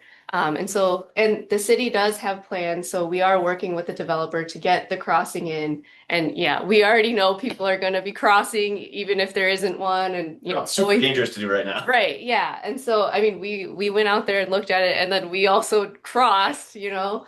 And so we are working with the developer to put in that crossing, and then we'll be working with the county to put in basically what Mark was suggesting, like at least for now, a gravel path to at least connect to this driveway into the parking lot, and then you can go in from there. But then, yeah, the long-term plan is, you know, this trail is in our bike. Where's the parking lot? Is it? So the parking lot is right here. And It's connecting like, just, yeah, connecting, right in this corner. you know, bringing the path just to this driveway is Mhm. still going to result in people walking along Pheasant Branch Right. Road to here, because they won't want to take the longer. Yeah, and there's a little It's okay. footpath there right now, Mile. right? It's, yeah, I mean, just like drivers, walkers and bicyclists want direct routes. Yeah, So it's, I mean, for transportation purposes. So, yeah. So at least this little segment is in the works with this development. But yeah, I mean, this whole path is in our bike network plan. So I mean, it's in our map.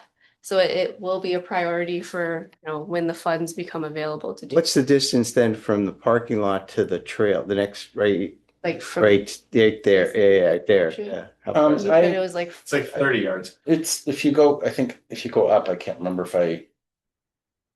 uh, yeah, I think I put it under details. Distance is about six, so the rough 650 road you said? to the gravel lot is,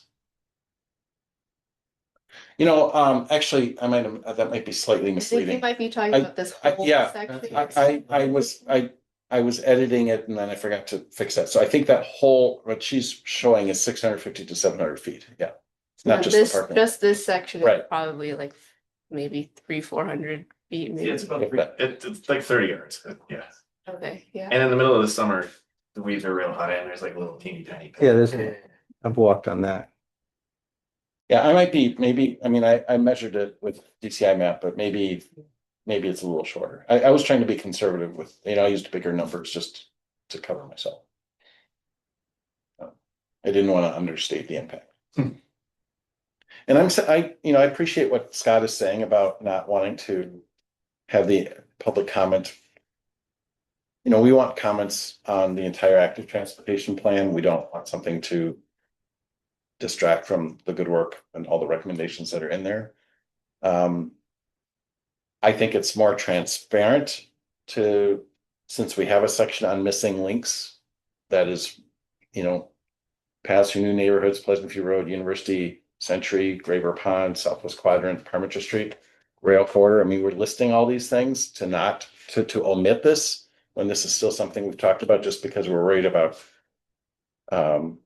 controversy. I would rather just be transparent about it and include it. Do you acknowledge the problem without, Yeah, you know? yeah, you know, and And we could I phrase it think, as I think something. this is an opportunity to get feedback. Go ahead, sorry, Ted. No, I was just gonna say, and we could phrase it as something like, should consider the need for a year-round hard Yeah. surface. So that we're not like saying you're gonna get it whether you like it or not. Right. And that would be fair. I'm fine with that. I just, you know, I mean, you look at the picture on the bottom, you know, and that's what it looks like for not just a day or two. It's like that for much longer than people want. And then what happens is people walk, in fact, somebody is walking in the road. I remember I took that picture intentionally because someone was, you know, they didn't want to walk in that muck. So Yeah. anyway, thanks for listening. Sorry to take 15 minutes of meeting for that, but I think it's something that's worth having a community discussion about. I did talk with people about it as I was campaigning and nobody chased me off their property because of it.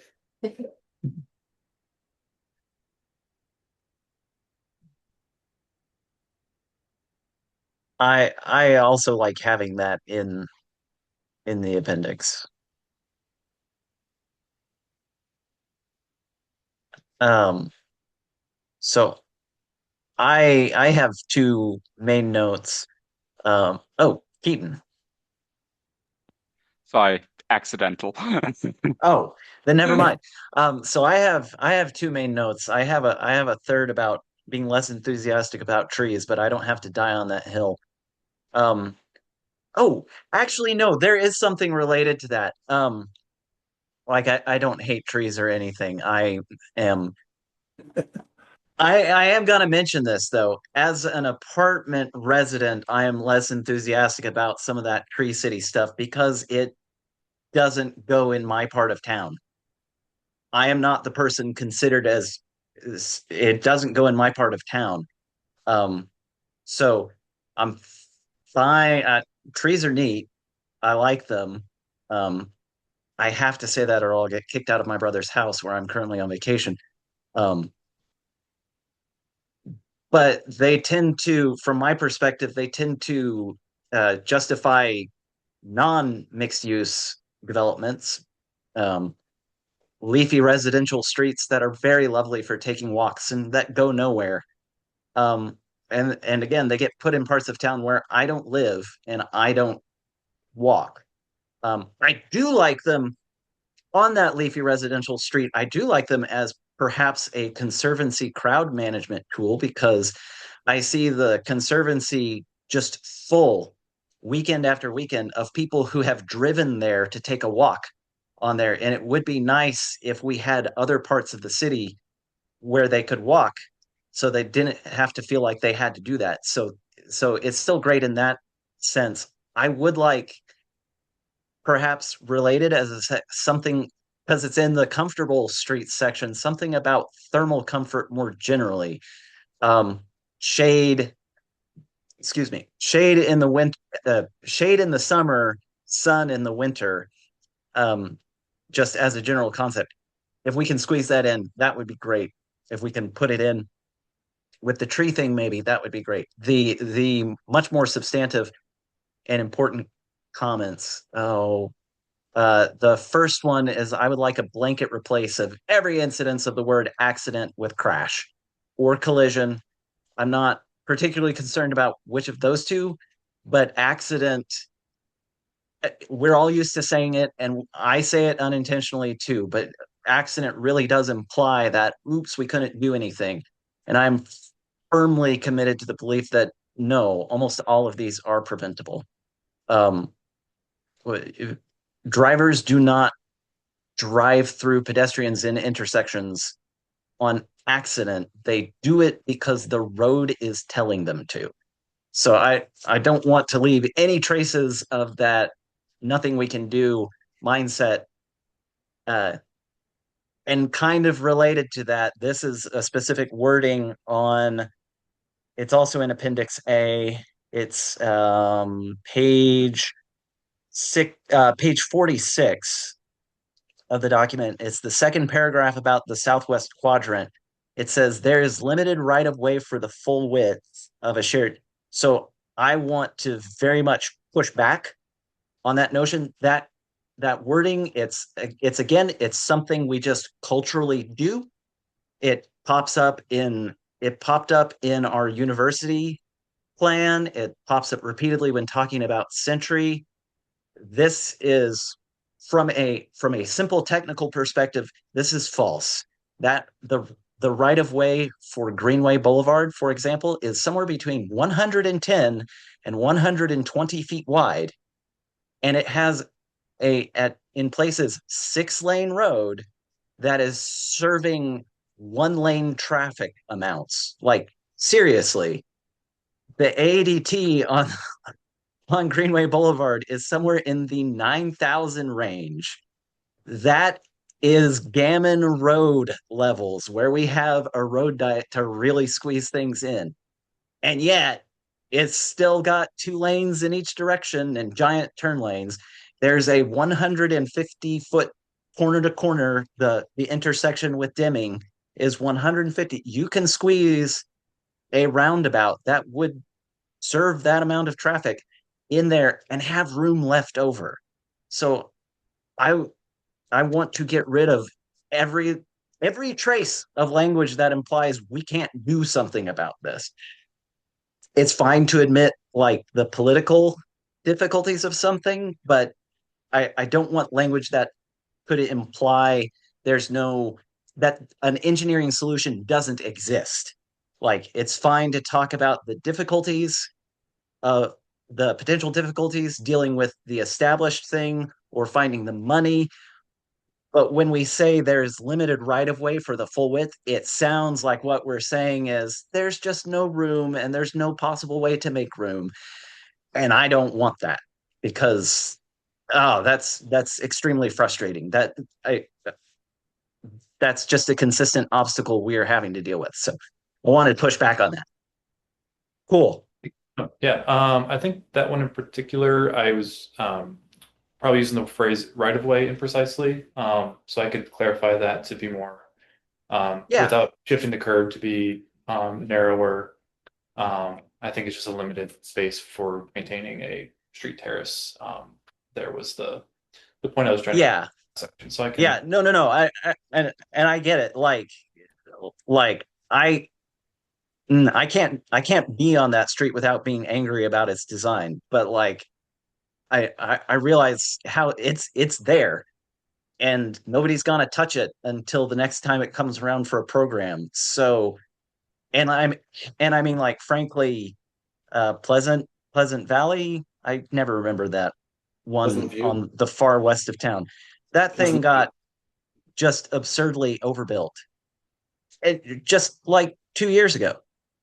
And I'm confident if we were asked about it, I said that. And I mean, that happened with North Parmenter too.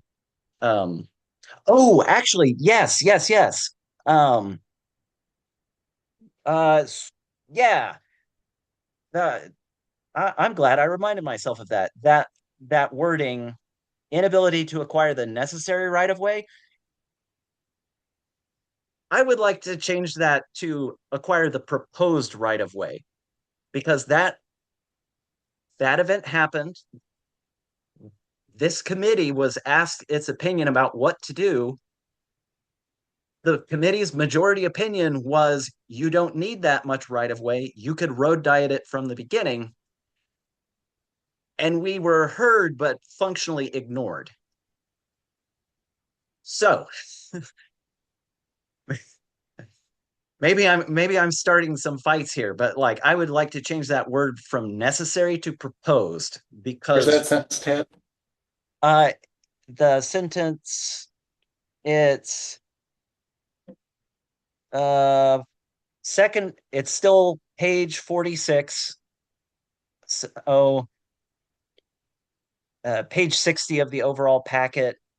It's the second sentence of the second paragraph. So it says, however, the northern section was unable to be completed due to inability to acquire the necessary right of way along the route. And I would like that to say due to inability to acquire the proposed right of way along the route. I can change that. The intent of that sentence was essentially the non's Yeah. segment where the city was unable to purchase the space to do that. But proposed versus necessary, I don't see a huge Yeah, again, I want to make it issue there. like absolutely clear. It's not that a way around that situation did not, like, doesn't exist in this universe. It does.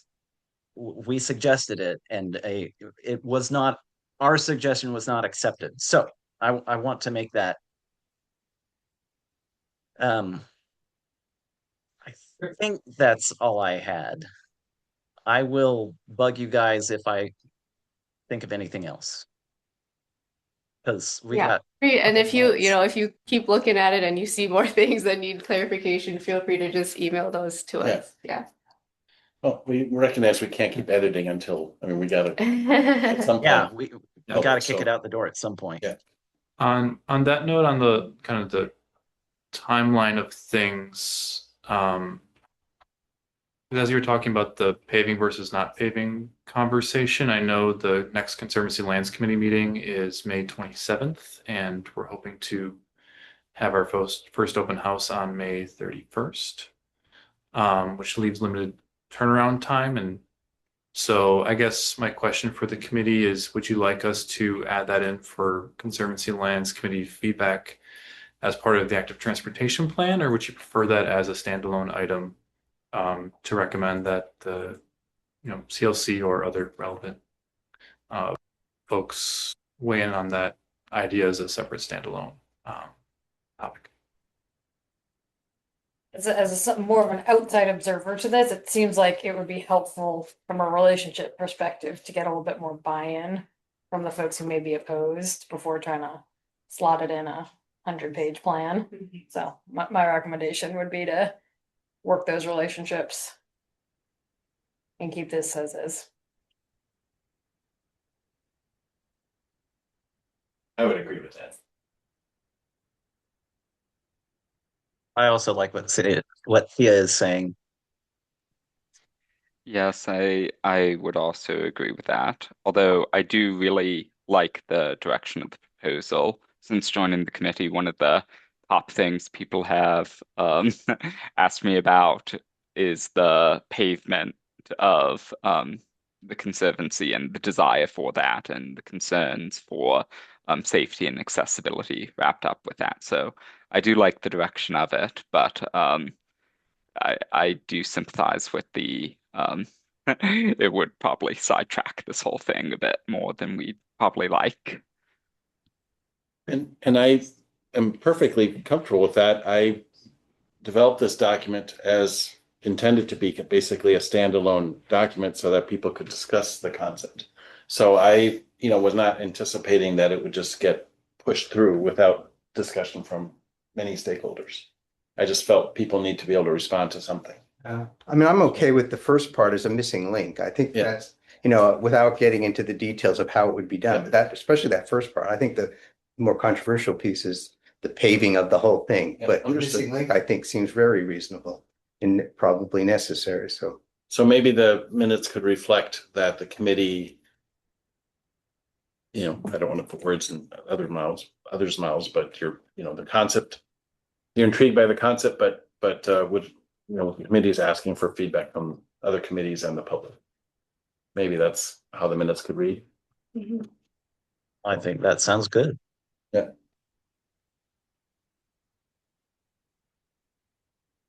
I think the complete streets component of this is that's how I decided, it really is that discussion, right? It's how to make this corridor be safer for all roadway users. So. And just to note, I think the ATP, a lot of the goals and policies within it would support a project like this between, maintaining comfortable routes and the Parks Department's effort to do the trail maintenance program and getting that on a regular schedule, incorporating conversion of certain paths to paved. What else being important consideration is that there's a substantive grounding for it in the plan as drafted, but sounds good. Thank you all for your time and consideration of that concept. Okay, so we have been going almost 2 hours and we do have two more time sensitive things. So does anybody have anything else on the ATP for now? The only other question I had is the constituents that I have here, which we're just getting up.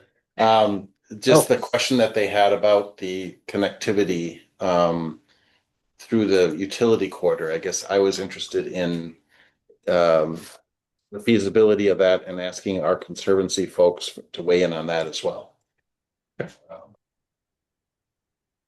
So for that missing link, if you will. Yeah. So the white and pink alignment as opposed to the diagonal, and whether that's, and how that relates to the Pheasant Crossing plat, or it's not a plat currently, but the project. So I guess I would like more. I would welcome a staff response to that idea.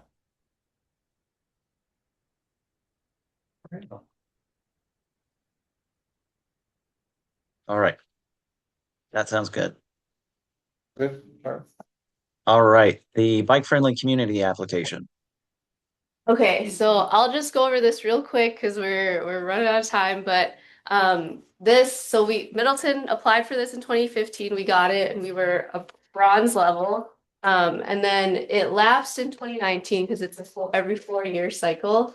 And I mean, Mark and I talked about this before. It's also, it was noted, it's 150 pages. It's a lot. Yeah. It's a very, extensive application, but if you guys are interested in applying for it again, I think Scott and I were just saying this is a great intern project. We can get our intern to work on, like a first draft, and then we would be able to bring it to the committee. I believe the due date is June 27th or something like that. You So we noted would 17th. jump, 17th. Okay. Yeah. My feedback to you, and having been in your shoes, Yeah. both of you, one of the things that they would look for is, have you had any significant advancements in the plan adoption? And so the active transportation plan will not have been adopted. And also I question whether you have the time in the next month to pull together an application that's comprehensive. That's you and Abby can discuss that, obviously. But in terms of milestones, I could see a benefit to waiting one more year. I think they only do the cycle once a year now. They used to do it twice a year, but I think it's only June. I think it's only, Yeah. And I had considered doing this also last year, but I thought it would be good to get the active transportation plan done. And I think that would boost us that would be boosting us to the next level just in and of itself doing that.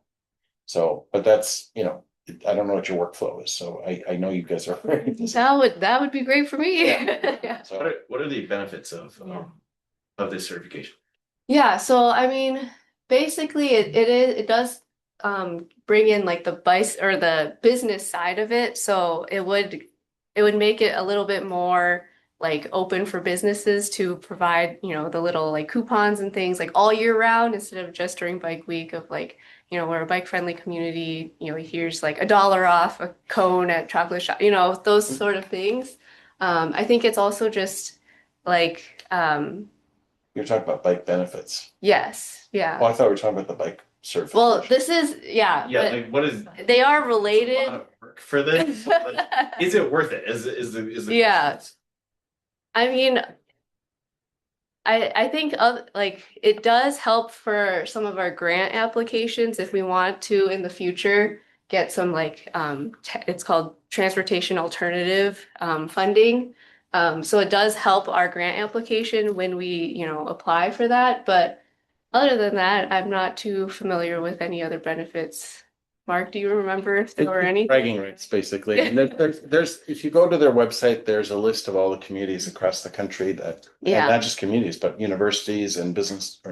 Yeah, businesses are a big part of it. And it really the best part of this process is it has you as the community, the staff and the volunteers who serve on committees.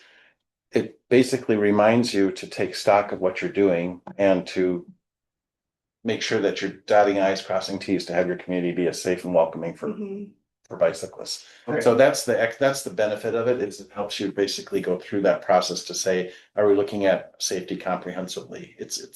That's really, in my view, the best benefit. And then the result is, something you get an assessment from people. It's peer reviewed, basically. Okay. You get suggestions from people. In fact, Kirsten, I think, has played that role before for other committees, has helped to grade. Okay. So It's kind of like guideposting basically for how to be a better Yeah. community. Okay. Yeah, and so like this is what we received back in 2015. So they also provided us, more specific, these are some next steps you can take to help your community. So so that is definitely a benefit. I was going to just say, if that's one of the great benefits of doing it, it seems to me that you'd want to take the time to do it. And if it's about some reflection and on the process and looking at your community, I mean, you wouldn't want to rush it. And I'm also was going to ask, sort of related, it lapsed, so it obviously wasn't that important. I mean, not well. No, I mean, I take responsibility for that because I was on staff, and that was I'll take that responsibility from my past life. But it is 150 pages. It's 150 pages. There are other priorities. Right. We were entering the pandemic at that point a year later. We were wanting to work on a zoning ordinance. We were short staffed. I mean, it just, there wasn't any like by letting it lapse, you didn't, that doesn't mean you have to start over again. You just have to go through that process regardless. So there wasn't like, a Yeah. loss of any benefits, Yeah. if you will. I say plan ahead for next year's intern. Yeah. Yeah, It's valuable. I think that's a good point. I'll bring it back to you in like January, February next year. Yeah. Yeah. So we Yeah. can have more. This intern will do 75 pages. Next summer's intern will do another 70. There you go. Yeah. But if we don't do it, it's There's not no, the worst thing. No. But we should do it, but if we don't, it's okay. But I'm sure you guys are doing this, but keep a list of all the things that you've done. I mean, this preparing the ATP has actually already helped provide the thinking for how we've improved. And frankly, I just lost my train of thought. Something else to add to that is that there's now an internal committee staff committee that meets with police, public works planning, and maybe parks. I don't know if they're part of that, but it's basically a traffic safety. Something like that is going to be worth highlighting too. So there's a lot of things the city has started doing that can lead to some results that could be shown next year. Okay. Versus this year. So Sure. Okay, we can probably move on to the last Yeah. thing. Let's do the remaining planning for Bike Week because it is coming up. Yes, so this is our last meeting before Bike Week, and so I think the only things that are still kind of up in the air is the kids route. So Got some ideas. okay, good, yeah. So I think that's probably the main thing, and then Scott and I, as Scott said, we're working on just the final locations for those open houses. City Hall is not available either of those nights, so we'll be looking at like Promry or library. Yeah. One super basic question before we get to the kids, right? Mhm. Is there gonna be food? This thing. Not provided. There might be like, I think Long Table might have like $1 off kitty cones or something like that, but Is it Yeah. too late to get like food trucks? um And I'm only saying that because in looking at all your like advertisements, which are great by the way, food is such a big draw. Kona Ice for kids, like they love that truck. And so I'm just thinking about what would motivate kids to participate in this ride. And honestly, having a Kona Ice truck there is all you need. Is there someone to put a Kona ice truck by Stonehorse? Yeah, so store or food trucks can park around. They can't park. Okay. Yeah. I meant more specifically, Agreed. can we have a food truck? Not, is there room for a food truck? Yeah. Yeah, no, but Kona, you guys have had food trucks at the Green. We've had food trucks there before. We try to prioritize them for really high traffic events, just so that we're not pulling business from the downtown businesses that are there. That tends to be a point of contention sometimes. That said, we do have some food trucks planned for other events of the year, and Kona Ice Truck is one that Yeah, Kona they've Ice, had. yeah, The DMBA has brought out Kona Ice trucks for their event themselves, so that should be fine if there's budget for it. Yeah. I was just at an event where they had free Kona Ice and the kids love it. It's so gross. But anyway, we don't even need to do free, but I think something to get kids to show up. Mhm. Costs $1, so it's Yeah, it's close to free. Yeah, exactly. Sugar and ice. Kids. Yes. Yeah. But, I mean, I think we have some contacts so we can see if, yeah. anyone is available, but I can't promise anything at this. Yeah. No, I know it's late. It's late. So then, I printed out I saw different mileages for the rides, but I think in your official advertising, you're using 3 miles, which is much better, I think, than 5. Okay. So I forgot where I saw the inconsistency, but I think it's mostly 3. So I printed out 2 very similar, I don't know. Brad, you want to take a look at these kids? Very similar routes. This one's just shy of 3 miles. That's a little over 3 miles. I think it'll be very challenging to cross any even somewhat busy street with whatever it is, 25 kids without a police presence. And I don't think we're having a police presence. So as much as I would like to take them on the corridor path. Oh. So I did actually reach out to the police because I met with Jim Blodgett, who and then we talked a little bit about the kids' rides, and he suggested reaching out to our community officer. And so they're still looking at their schedules to see if they could maybe get a couple officers at like key intersections. you have, you know. I mean, that changes things. I guess if we had officers, I'd be comfortable taking the kids to the creek corridor path, but I would want an officer at University and then at the Parmenter roundabout. Okay, yeah. Those are just tough to cross with kids. Yeah. I wouldn't take kids through that round. Yeah, it's scary. Just Yeah, even with police. even with Okay. police.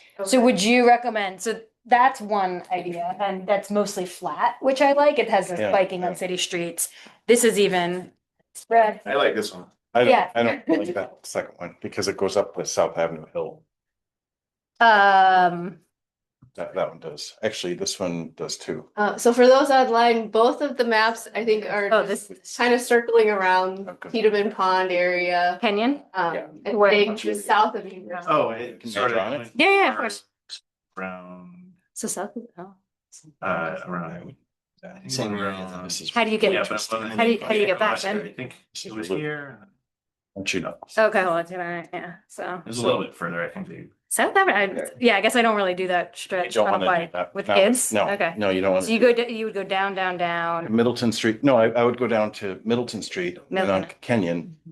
and then back up. I get that option. Yeah. I'm just You- gonna you show it. wanna- Yeah, sorry, I know, I should have sent this in advance, my apologies. And it's also going to Park Street. Do you want to do that too? I'd keep them on the sidewalk. Okay. I think Kirsten had suggested, Okay. what would you, what if I want? Option, I don't know Yeah, if it but- helps. It's basically going around the ponds, but Mark has recommended cutting out the Yeah, south Can I draw on that? and doing, You don't want to do, here, you want to. I can go back to the drawing board on that. And I don't think of that as a hill, but you're probably right. Oh, I, Yeah, but I don't, I more run that stretch. Well, okay. do I go on that stretch? Yeah. There you go. Would this be? So what I'm suggesting is they avoid the South Avenue Parmenter Street route. So I'm showing Kenyon. So you come down. Oh, I forgot to draw something. So when you come down Terrace Avenue and Middleton Street, you continue south to Kenyon. Sorry, I forgot to draw that part of it. You know what I mean? Do you think the ponds are better? Because I was looking at it. Yeah, I mean, It's this. just, I mean, teaching kids to do the roundabout is Yeah. important, but It's scary. It's a lot, like, that's like a one at a time kind of situation. Yeah, and Yeah. that one has- I mean, that roundabout has belt line traffic Yeah. coming in hot. It's just, Yeah. Okay, yeah. I like this. I like this because it's flat too. It's gonna Yeah. be much flatter than even in the. So skip. You know what I mean by the South Ave, where the X's are, I wouldn't travel on that. That's too hilly. Kids are gonna be. So I can, what if I can remap this and send it around, and I think that's still it's somewhere between. Yeah, About the same. About the same. Yeah. okay. But then one other question I had, I know Kirsten had wanted everybody to start at the same time, which is totally fine. The kids ride is gonna be a lot shorter than the adults ride. Yeah, Which is fine, but I think it's gonna be significantly shorter, so then Okay. it's, the Kona ice truck will. the Kona Ice Big hit then. would like keep, Yeah. if Right. if Kirsten's goal is amongst other things to have a big crowd there eventually, Yeah.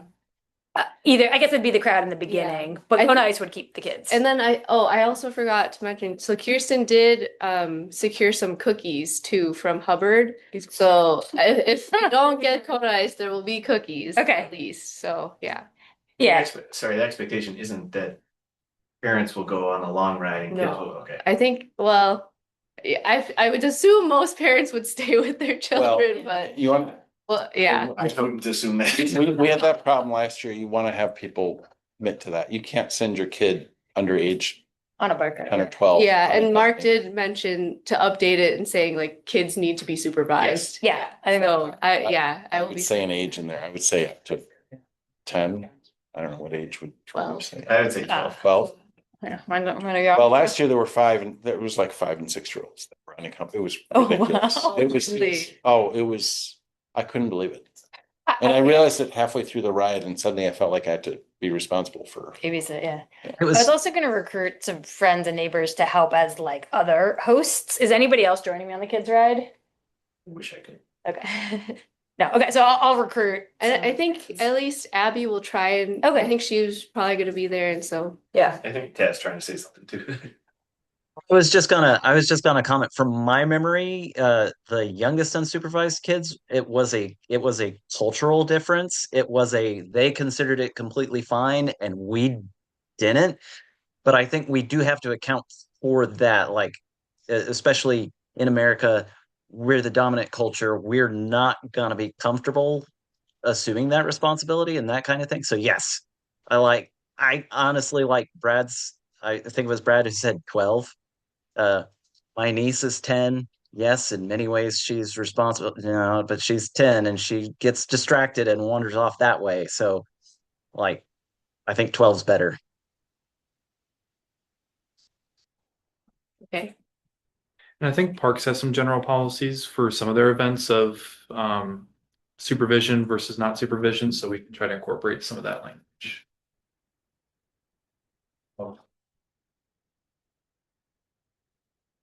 Okay. And then I think I already said this, but just if we definitely know we're gonna have cookies, I would say something about cookies in the in the ads. If we get Okay. people there, especially free food. Okay, and people are packing up in the room, so I'm just gonna go over the staff updates. So future meeting dates. I think June, we're still technically on during bike week. So we'll see how that works out with the ATP open house, but we can probably schedule around that. Future meeting dates, July. The July meeting date falls on July 2nd, which is the day before our, observed 4th of July date. So if people want, we could push it to July 9th if you guys might have plans for 4th, stuff like that. But that's also something we can discuss at a later time. But just putting that on your radar. And then Let's just decide now. I think sure. I don't have a strong preference, but usually if there's a holiday the next day, there wouldn't be a city meeting the day. Okay. I mean, that would be my recommendation. My preference would be July 9th. Yeah. Okay. I think let's Yeah. just make Okay. that work for you. Even I can't make either, so. I was gonna say, regardless of what the city does, I would not be surprised if it's a Friday. It's a nice 3-day weekend. I would not be surprised if people were wanting to just get out of town. Yeah. So I like the Okay. 9th as well. Okay. Yeah, and then some of the things we had to push for future agenda items is the e-bikes and then Commission on Aging and then Tad's Complete Street Guide. So those will hopefully be back in June, depending on our schedule and all that. Yeah. And I will add one thing, or at the council meeting 2 nights ago, the council was approving the contract, the agreement with Rupert Milkie for the design of the trailhead. And I asked that the PedVac Transit Committee receive updates on that as that work proceeds as well. Not by the consultant, but by city staff. So That's exciting. just to make sure that we're in the loop for that.